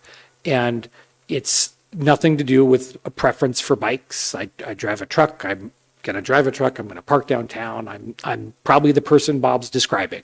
But I think that that drive will be safer for me in my truck because of the changes that we want to make from that stretch. I've heard from business owners on that stretch that are very supportive. I recognize that there are pros and cons to a lot of this. I think that the information about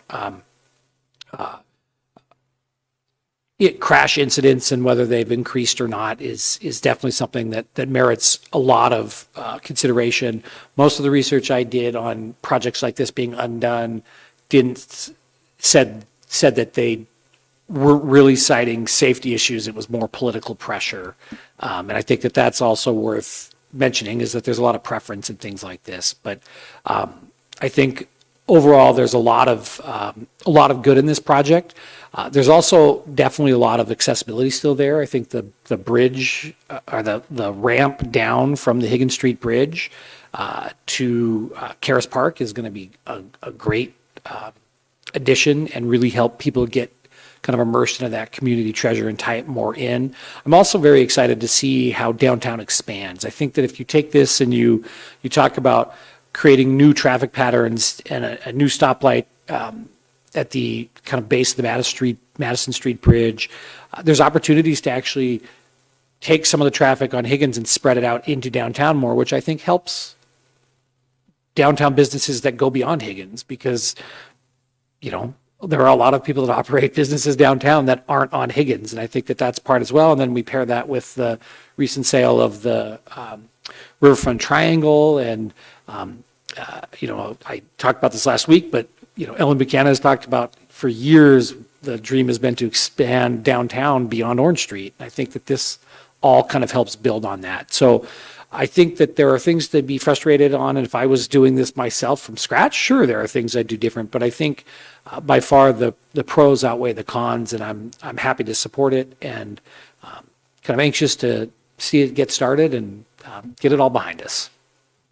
Thank you for your comments. President Nugent. Councillor Jones. Thank you.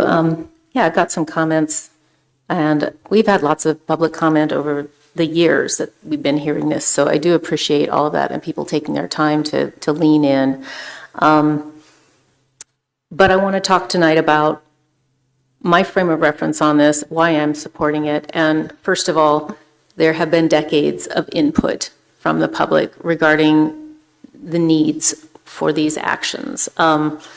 We've had two downtown master plans, I think 2009 and 2016, both of those with thousands and thousands of people providing input.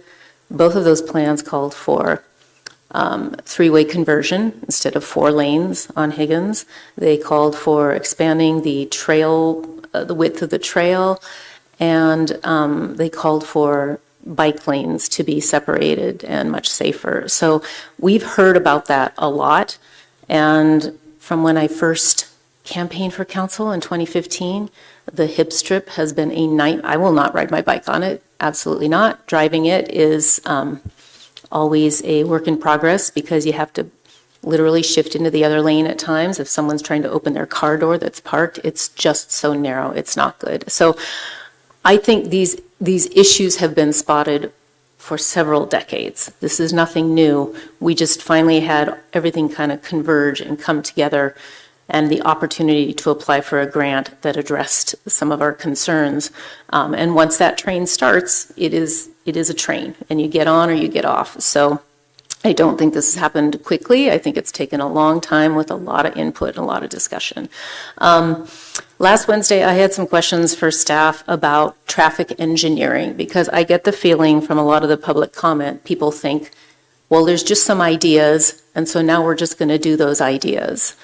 But traffic engineering is actually a study unto itself, and it is very methodical, very analytical, and as was discussed Wednesday during committee meetings, statistics from across America are gathered and crunched, and they are always drilling down to figure out the next best step in safety. So 10 years ago in 2016, we heard in council the project of narrowing 5th and 6th Street, which are one-way streets, and they were 2 lanes. A traffic study had been done, and finally it was coming to council to try and figure out, and it was very contentious. But the statistics on accidents were not good. And this is 5th and 6th Street, the one-way streets between Russell and Higgins. And there's a lot of residential in there. People were extremely unhappy with how fast cars were going because, if the car ahead of you is going too slow, you could just get in the other lane and pass them.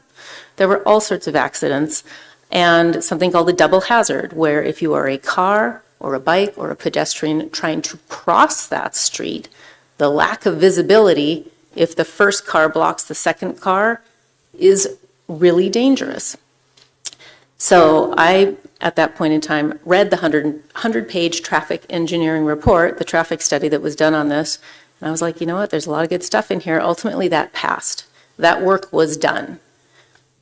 Since then, I have had constituents come up to me and say, you know what, I was really against that, but it's worked really well. I reached out to, that's been my impression too.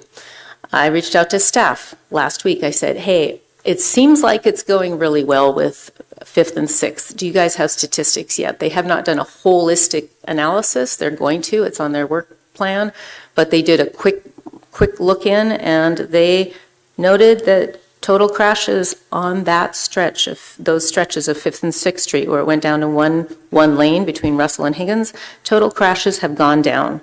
Sideswipe and rear end crashes have gone down. Bike crashes have gone down. So the reason why I bring this up is this project in front of us is based on traffic engineering. And 30, 40, 50 years from now, there'd probably be more information on how to do it even more safely. But for right now, this is the best we've got.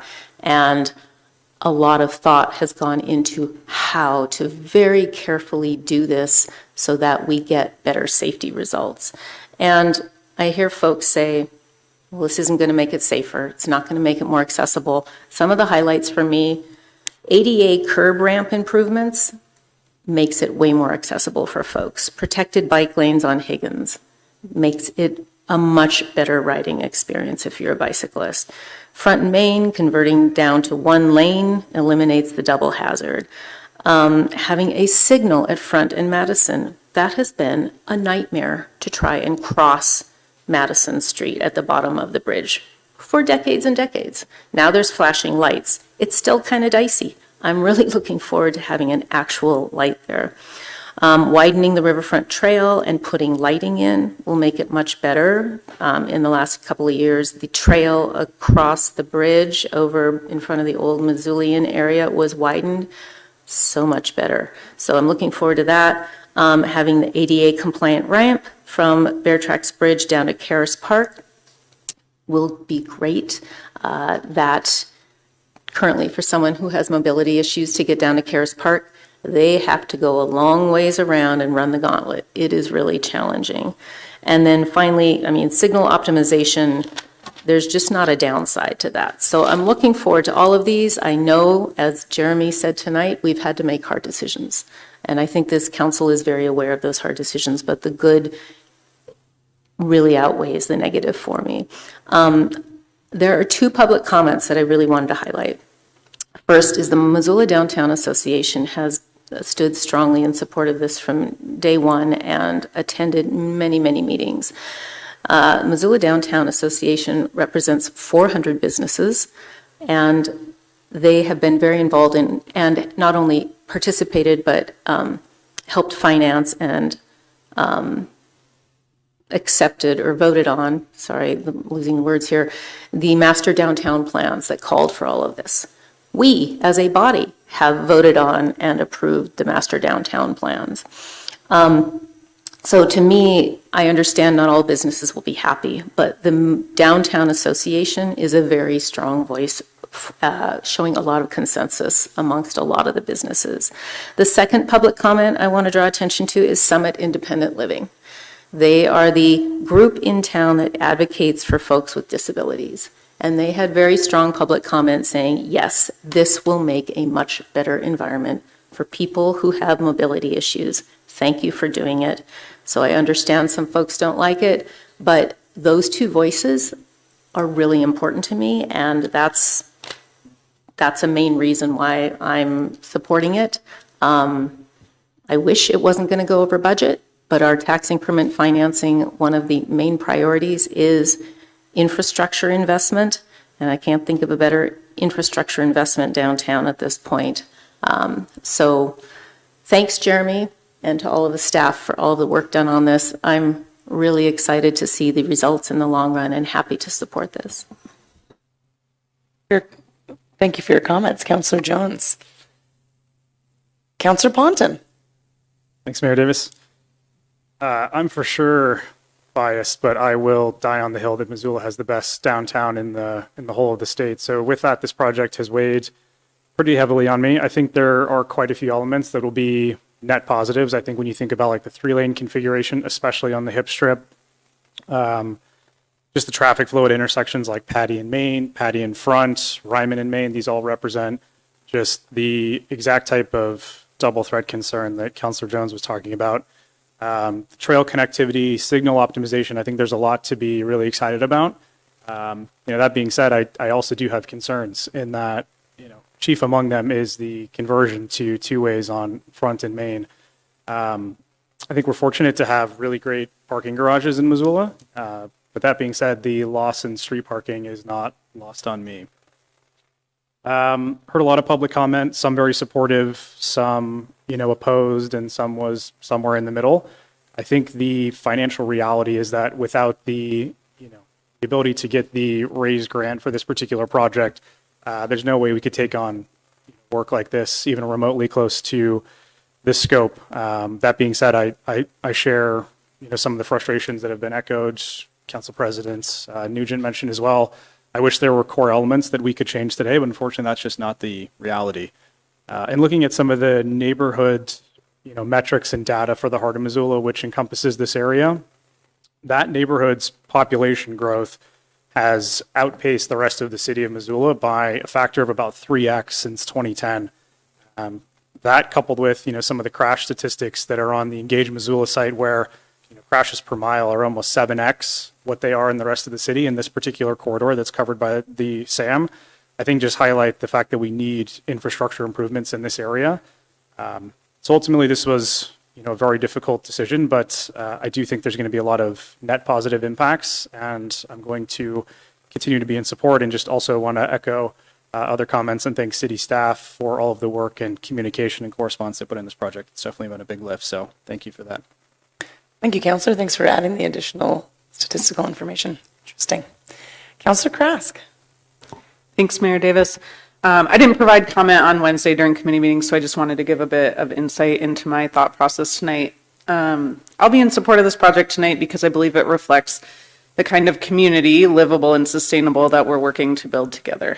A livable community means that people of all ages and abilities can move safely through our city. It means children can get to school, seniors can remain connected and independent, and residents have choices in how they get around.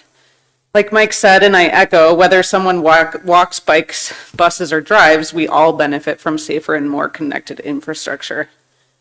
But I also understand the concerns that many residents have about costs, and I share those concerns. As stewards of public resources, we have a responsibility to provide transparency and ensure that we're spending wisely. We're living in times where every dollar matters more than ever, both in our personal households and as a community. Fortunately, we've secured substantial outside funding for this investment in our community, and I believe that we should use the tools available to us to make the most of that opportunity. I've heard a lot of conflicting opinions about TIF, tax increment financing from constituents. And it's true that this financing could be one of these tools. TIF can allow us to bridge the gap on a project that would not be possible by reinvesting growth within the district back into public improvements, which helps us on this project close the financial gap without increasing taxes on residents for the completion of this project. To me, sustainability is about environmental stewardship, and it's about making decisions that serve future generations and building a community that's resilient, connected, and especially financially responsible. The raised grant requirements for the project allocation, when I looked them up, include improving transportation safety, accessibility, and sustainability, reducing greenhouse emissions, incorporating climate resilient measures, addressing environmental justice and equitable access for historically underserved communities, and projects that also support regional economic development. The fact that this project meets all of these criteria speaks really highly of the caliber of this project. For these reasons, I'll support moving forward on this project, and I believe that this investment today will help create a safer, more livable, and more sustainable Missoula for everyone tomorrow. Thanks. Thank you for your comments, Councilor Krask. Councilor Anderson. Thanks so much, Madam Mayor. Remind me not to raise my hand after Ms. Krask. That was well said. Thank you so much. But I will try to fumble and provide my thoughts in a less eloquent way. But one of the advantages of being on council for as long as myself and Ms. Jones have been is that we get to see kind of the evolution life cycle of, you know, the first presentations that folks from Public Works were bringing into being like, hey, we want to apply for this grant. This is what we would do with this grant, to getting awarded to the grant, to now being to the point where we're seeing design concepts and having to make some tough decisions. And you know, $24 million is not is a significant amount of money. But one of the things that I think my time on council has taught me is that budget and inflation and what you might have been able to do with 24 million in 2000 and our 2021, 22, and this was being a concept that came, you know, to getting on paper, to applying, to being awarded. They're estimating that inflation of construction, road construction, highway construction materials has gone up anywhere from 40 to 50% since 2020. And in 2023 alone, it was, the average was over 15%. So it is frustrating that we aren't able to provide all of the things that we had designed and had in a concept when we applied for this grant. But the reality is that the money and what we thought we could accomplish then and what we can accomplish now just do not line up for factors well outside of our control. And I think that we in Missoula are fortunate enough to have other tools to help, as Ms. Krask said, bridge the financial gap. And these are exactly the types of things that TIF is designed to help provide for. I think that, you know, just because something has always been one way doesn't mean it always will be that way. There was a point in time where horses and buggies were the predominant way of getting around. That's no longer the case. Yes, we are a predominantly car-centric community. I live, maybe Miss Becerra might live actually farther from downtown than me, but I might think I might be the farthest one out from downtown. Mr. Bickle says I live in Lolo. I don't. You know, and I have to drive downtown because, you know, there's no bus that comes to me. I'd love to be enough of a cyclist, but that's just not happening in this lifetime. And so when one of the main complaints I hear about from my constituents who also live out in the hinterlands with me is that they can't find parking. And so one of the things I tried to educate myself on when I got onto council is, well, why is that? What can we do? How can we address that? And was really educated about the fact that, you know, the way our transportation system is, we're trying to design and trying to build out and trying to achieve is that those folks who live closer to the core of downtown have more options to get downtown without having to take their car, whether it be bike, whether it walk, whether it be a bus.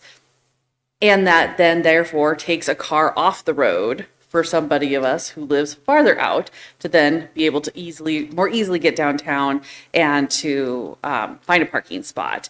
And I just recently started thinking about, you know, maybe I don't always want to live in the place where I live. And maybe it would be really awesome to live closer to downtown because I would really love to walk downtown or walk to coffee or whatever. And Miss Cheryl is like, oh, I walked to council this morning and I had this great thought on the bridge when I was walking over here. And I'm like, that just sounds so lovely. And so, but, being able to create these opportunities, it takes long-term master planning, which is what went into the SAM application. And these applications are incredibly competitive. And so we obviously had to show that we were doing our due diligence. We knew what we were able to accomplish. It met the goals and therefore was awarded a very substantial grant. I want to continue to be engaged as we kind of get more further down the design and have to make some of these tough decisions. We are the representation of the folks who will be utilizing all of this eventually. But I think that the statistics that Mr. Ponton and, other folks have brought up about the reasonings why some of this, there's a method to the madness. What may be seen as madness is that there is a reason behind it and that the long term it will provide some much needed safety improvements, traffic release, multimodal options, and that, someday if I don't want to live in Ward 5 and I live closer to downtown, I might be able to take one of those raised and protected bike lanes to get downtown and leaving my car at home and therefore leaving a spot for somebody else. And that's just kind of the life cycle of how this works, and that we get to these points where we have to make tough decisions like this, but we have to think about all that went into it, what's going to happen with it, and then what it will mean going forward, and really sort of ask the tough questions of the people who are the experts in this, and then make that decision. And so I feel very confident in making the decision right now to support this project, and we'll continue to look forward to the discussions to come. Thank you for your comments, Councillor Anderson. And Councillor McCoy. Thank you, Madam Mayor. I agree with the following Ms. Krass there. My statements aren't as prepared nearly as well, but I also did not comment on Wednesday and feel like I should try and get my thoughts and feelings on this out so people can understand them a little better. I've been wrestling with this, since I came on council and trying to weigh this because, I think this highlights another area where this job is very difficult because we have people presenting information to us from both sides, pro and against, that are relying on statistics. They're trying to rely on data. They're trying to sway our opinion, and yet we're getting both sides, for and against, information for and against, whether it's out of Bend, Oregon, or a city that found it better. And it's extremely difficult to weigh those decisions. And for me personally, what I end up doing is coming kind of back to my practical experience. And so, reading the emails from our constituents in Ward 6. I reached out to some friends in Bend.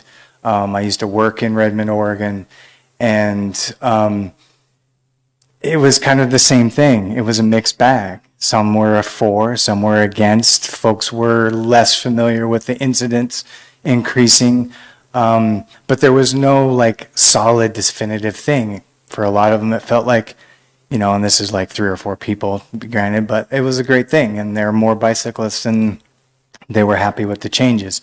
And I still am trying to narrow down, if there was, I don't know of a bridge. I don't think the equation to a 4-lane bridge is quite the same in Bend. I don't remember there being as large a bridge as ours in downtown Bend. So I was struggling with that piece a little bit as far as comparisons go. The other thing that I've been thinking about a lot about with downtown is, what it was like to bicycle downtown in the late 90s or in the early 2000s. And for me, as an avid bicyclist, it has been a slow progression towards improvements. What it was like to, for those of you that remember the rickshaw businesses that were downtown in the early 2000s, or to bicycle downtown, to me, feels safer. We're making improvements, however slow but sure. And what I see in this project on Higgins is a continuation of those improvements. And yes, ideally, this change in traffic lanes will improve things. I don't know how we could go backwards anymore, right? Like what we have downtown currently, and we're being asked to kind of by some folks to stick with, is challenging when you come in, particularly from the south side of Higgins, and you hit Broadway, and you've got to, if you don't know that you're going to be forced to take a left and you've got to get into the right-hand lane, then you're kind of stuck. And there's some things about that that aren't intuitive and that you don't know about. And if we make these changes, they'll be more intuitive, because that's kind of what you see more throughout the country, in my opinion. I do still have some concerns about Front Street and the non-separated bike lanes. But I felt like those questions were answered well by staff on Wednesday as far as, the spacing and what we have the ability to do. And I think the last thing that I'd like to touch on is budget. And I've been trying to reconcile this a lot over these weeks. And again, coming back to my practical experience, I've never applied for a grant with a nonprofit organization that wasn't planning on over costs or looking to figure out how to have funding set aside to help with whatever the grant wasn't going to be able to cover. As a farmer, I've never actually done it, but several of the farms that I've worked with are applying for NRCS grants for greenhouses. All of them budgeted to have cost overruns or things that they wanted within that grant that weren't part of the grant, but they wanted that greenhouse to have. And to my mind, that's what we see happening here as well. We see a grant proposal, we approve that grant, but there's going to be costs that we can't foresee. They're going to go up. And our use of the urban district, to me, makes sense because that's public funding going towards, in my mind, one of the most public goods, streets and sidewalks and mobility. Everybody gets to use this. It's not going to a sprinkler system in a building somewhere. It's not going to some type of construction project that is kind of out of sight and out of mind. This is something that we all get to use, and for me, that is public funding going to that process. And so I will be in support of this ultimately, and I think we are going to continue making improvements to the downtown area, and that this will help lend to that slow progression, and that if we don't decide to do this, then we will be footing the bill to make these improvements over the next 30 to 40 years, because that's what it'll take to find a way to bring it into our budget. And so for me, those things make it clear that this seems to be the best way to go. And I think that's all I have. Thank you. Thanks for sharing your thoughts and your comments, Councillor McCoy. I do believe that is all of the council members that had their hands raised, so I'll just look around to see if there's any additional comments. And if not, then that does wrap up our parliamentary debate on these two motions that are on the floor. So we are ready to take this to a vote. Cheyenne will take each of these motions separately, and we'll do roll call vote on these whenever you're ready. All right, starting with the motion to approve the resolution supporting advancement into final design and implementation of the Downtown Safety, Access, and Mobility, SAM, project as established in the attached resolution. We'll start with Becerra. Yes. Campbell. No. Krask. Yes. Jones. Yes. Jordan. Yes. McCoy. Aye. Melson. Yes. Nugent. Yes. Ponton. Yes. Savage, Yes. Cheryl, Yes. and Anderson. Yes. That motion passes.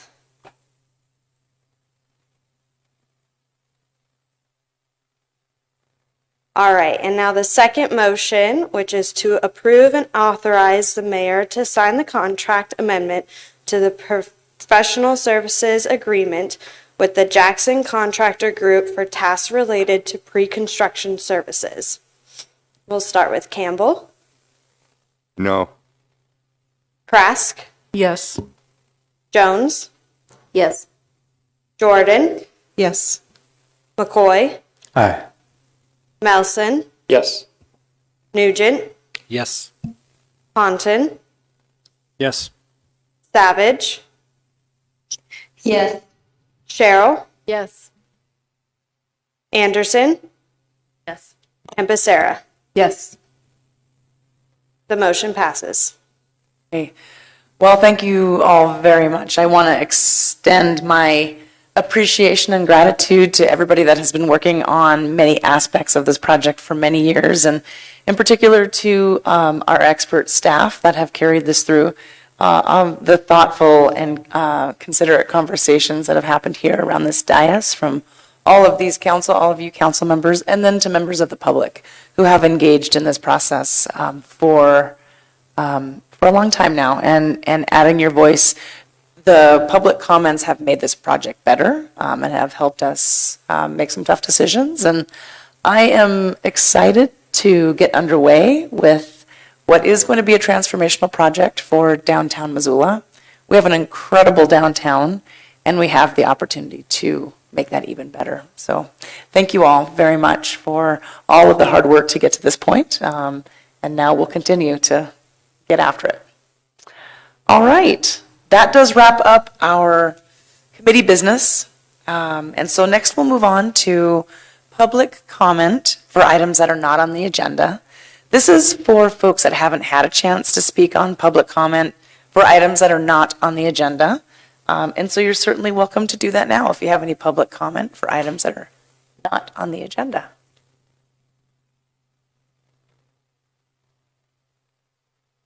Okay, not seeing any in the room, I'll just take a quick look online. And not seeing any online either. All right. All right, well, that wraps up our public comment for items that are not on the agenda. Just real briefly, communications from the mayor. I wanted to mention that we have the second city chats in the park. We host these every season, and these are available on the City of Missoula's website, on our Parks and Rec website, as well as Engage Missoula, if you're looking for a schedule through the year. But what this is different departments show up in our parks all around town. We try to make sure that we are present in different parks and different places in town. And tomorrow night from 4:30 to 6:30 is City Chats in the parks at Rose Park. So we have different departments that show up. We talk about different projects that are happening. It's an opportunity for folks to engage one-on-one. I'd highly encourage you to come on down. Bike, walk, roll, drive, lots of options to get there. And then I know I mentioned this at the very beginning, but I just wanted to mention again that there are Juneteenth celebrations this Friday, June 19th, Juneteenth. And those activities will be starting at 10:30 a.m. This is at our historical museum, Fort Missoula, 3400 Captain Ron Way. It's by the big pavilion. You can't miss it. And it's a really interesting, festive, welcoming, really intentional, nice place to be in terms of being in community. And so I'd encourage folks to come if you can. And with that, I'll wrap up my comments, and I'll hand it over to council here to see what council comments you have. Councilor Jones. I will pass. Thank you. All right, you bet. Councilor Becerra?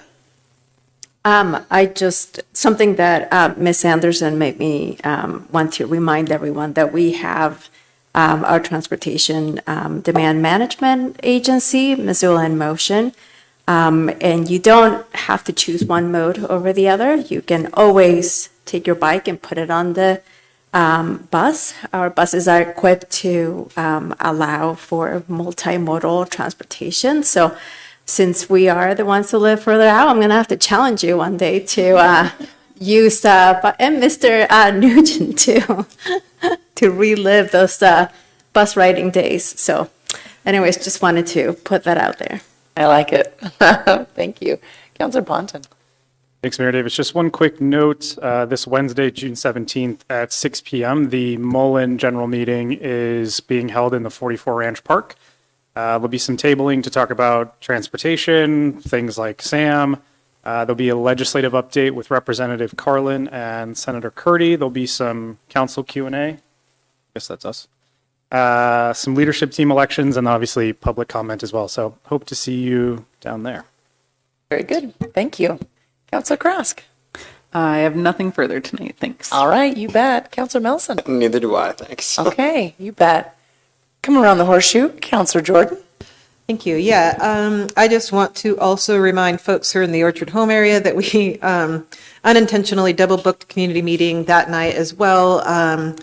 We've had some neighbors who are interested in access to the Clark Fork Islands, and so we have Morgan Valiant from Parks coming to give an update on the area and potential access back to that area that was gated a few years ago. And it's at the Orchard Homes Country Community Life Club. It's a big mouthful. I think that's what it is, from 6 to 7:30. So, but yeah, it does happen at the same time as the Captain John Mullen neighborhood meeting as well. So anyway, pick and choose. Yeah, thank you. Thank you for the invitation. Great. Councilor McCoy. Pass, thank you. All right, you bet. Councilor Anderson. Thanks so much.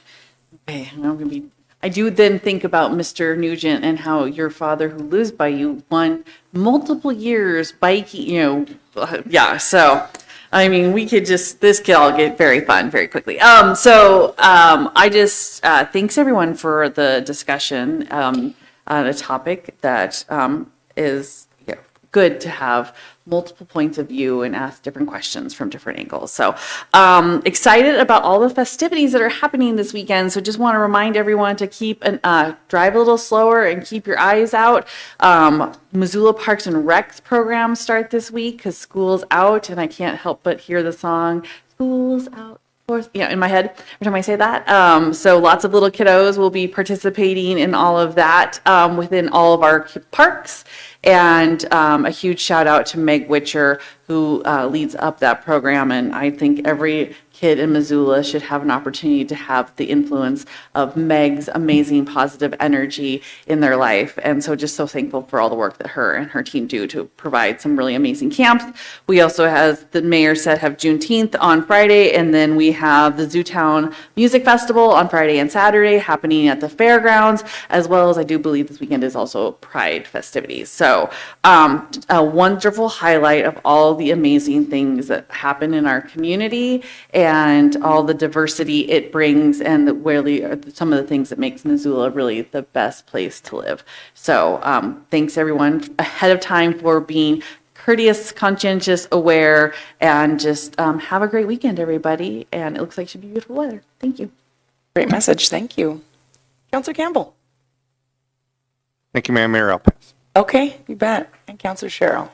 I'm going to pass as well, thanks. All right, you bet. Councilor Nugent. Thanks, Mayor. I think there's a picture of you and me and Commissioner Slotnick riding the mountain lion. So I think, Yes, indeed. I should. It's memorialized. Yeah. And Miss Anderson, my father, is who rode the bus with me to take me to preschool. So it's just all full circle. Speaking of that, lots of great going on this weekend. It's also Father's Day. So happy Father's Day to all the dads and father figures out there, including mine. I think it's a great place to be in Missoula this weekend. I believe the parade's at noon. Is that correct? The festival, all those other things. I won't be in town. I'm on my parks tour of all the other baseball parks in the state, so I'll be in Helena. But I'm sure it'll all be great, and that's all I got. It's always good to see what the neighbors are up to. Councilor Savage, you are online. Would you care to share any comments this evening?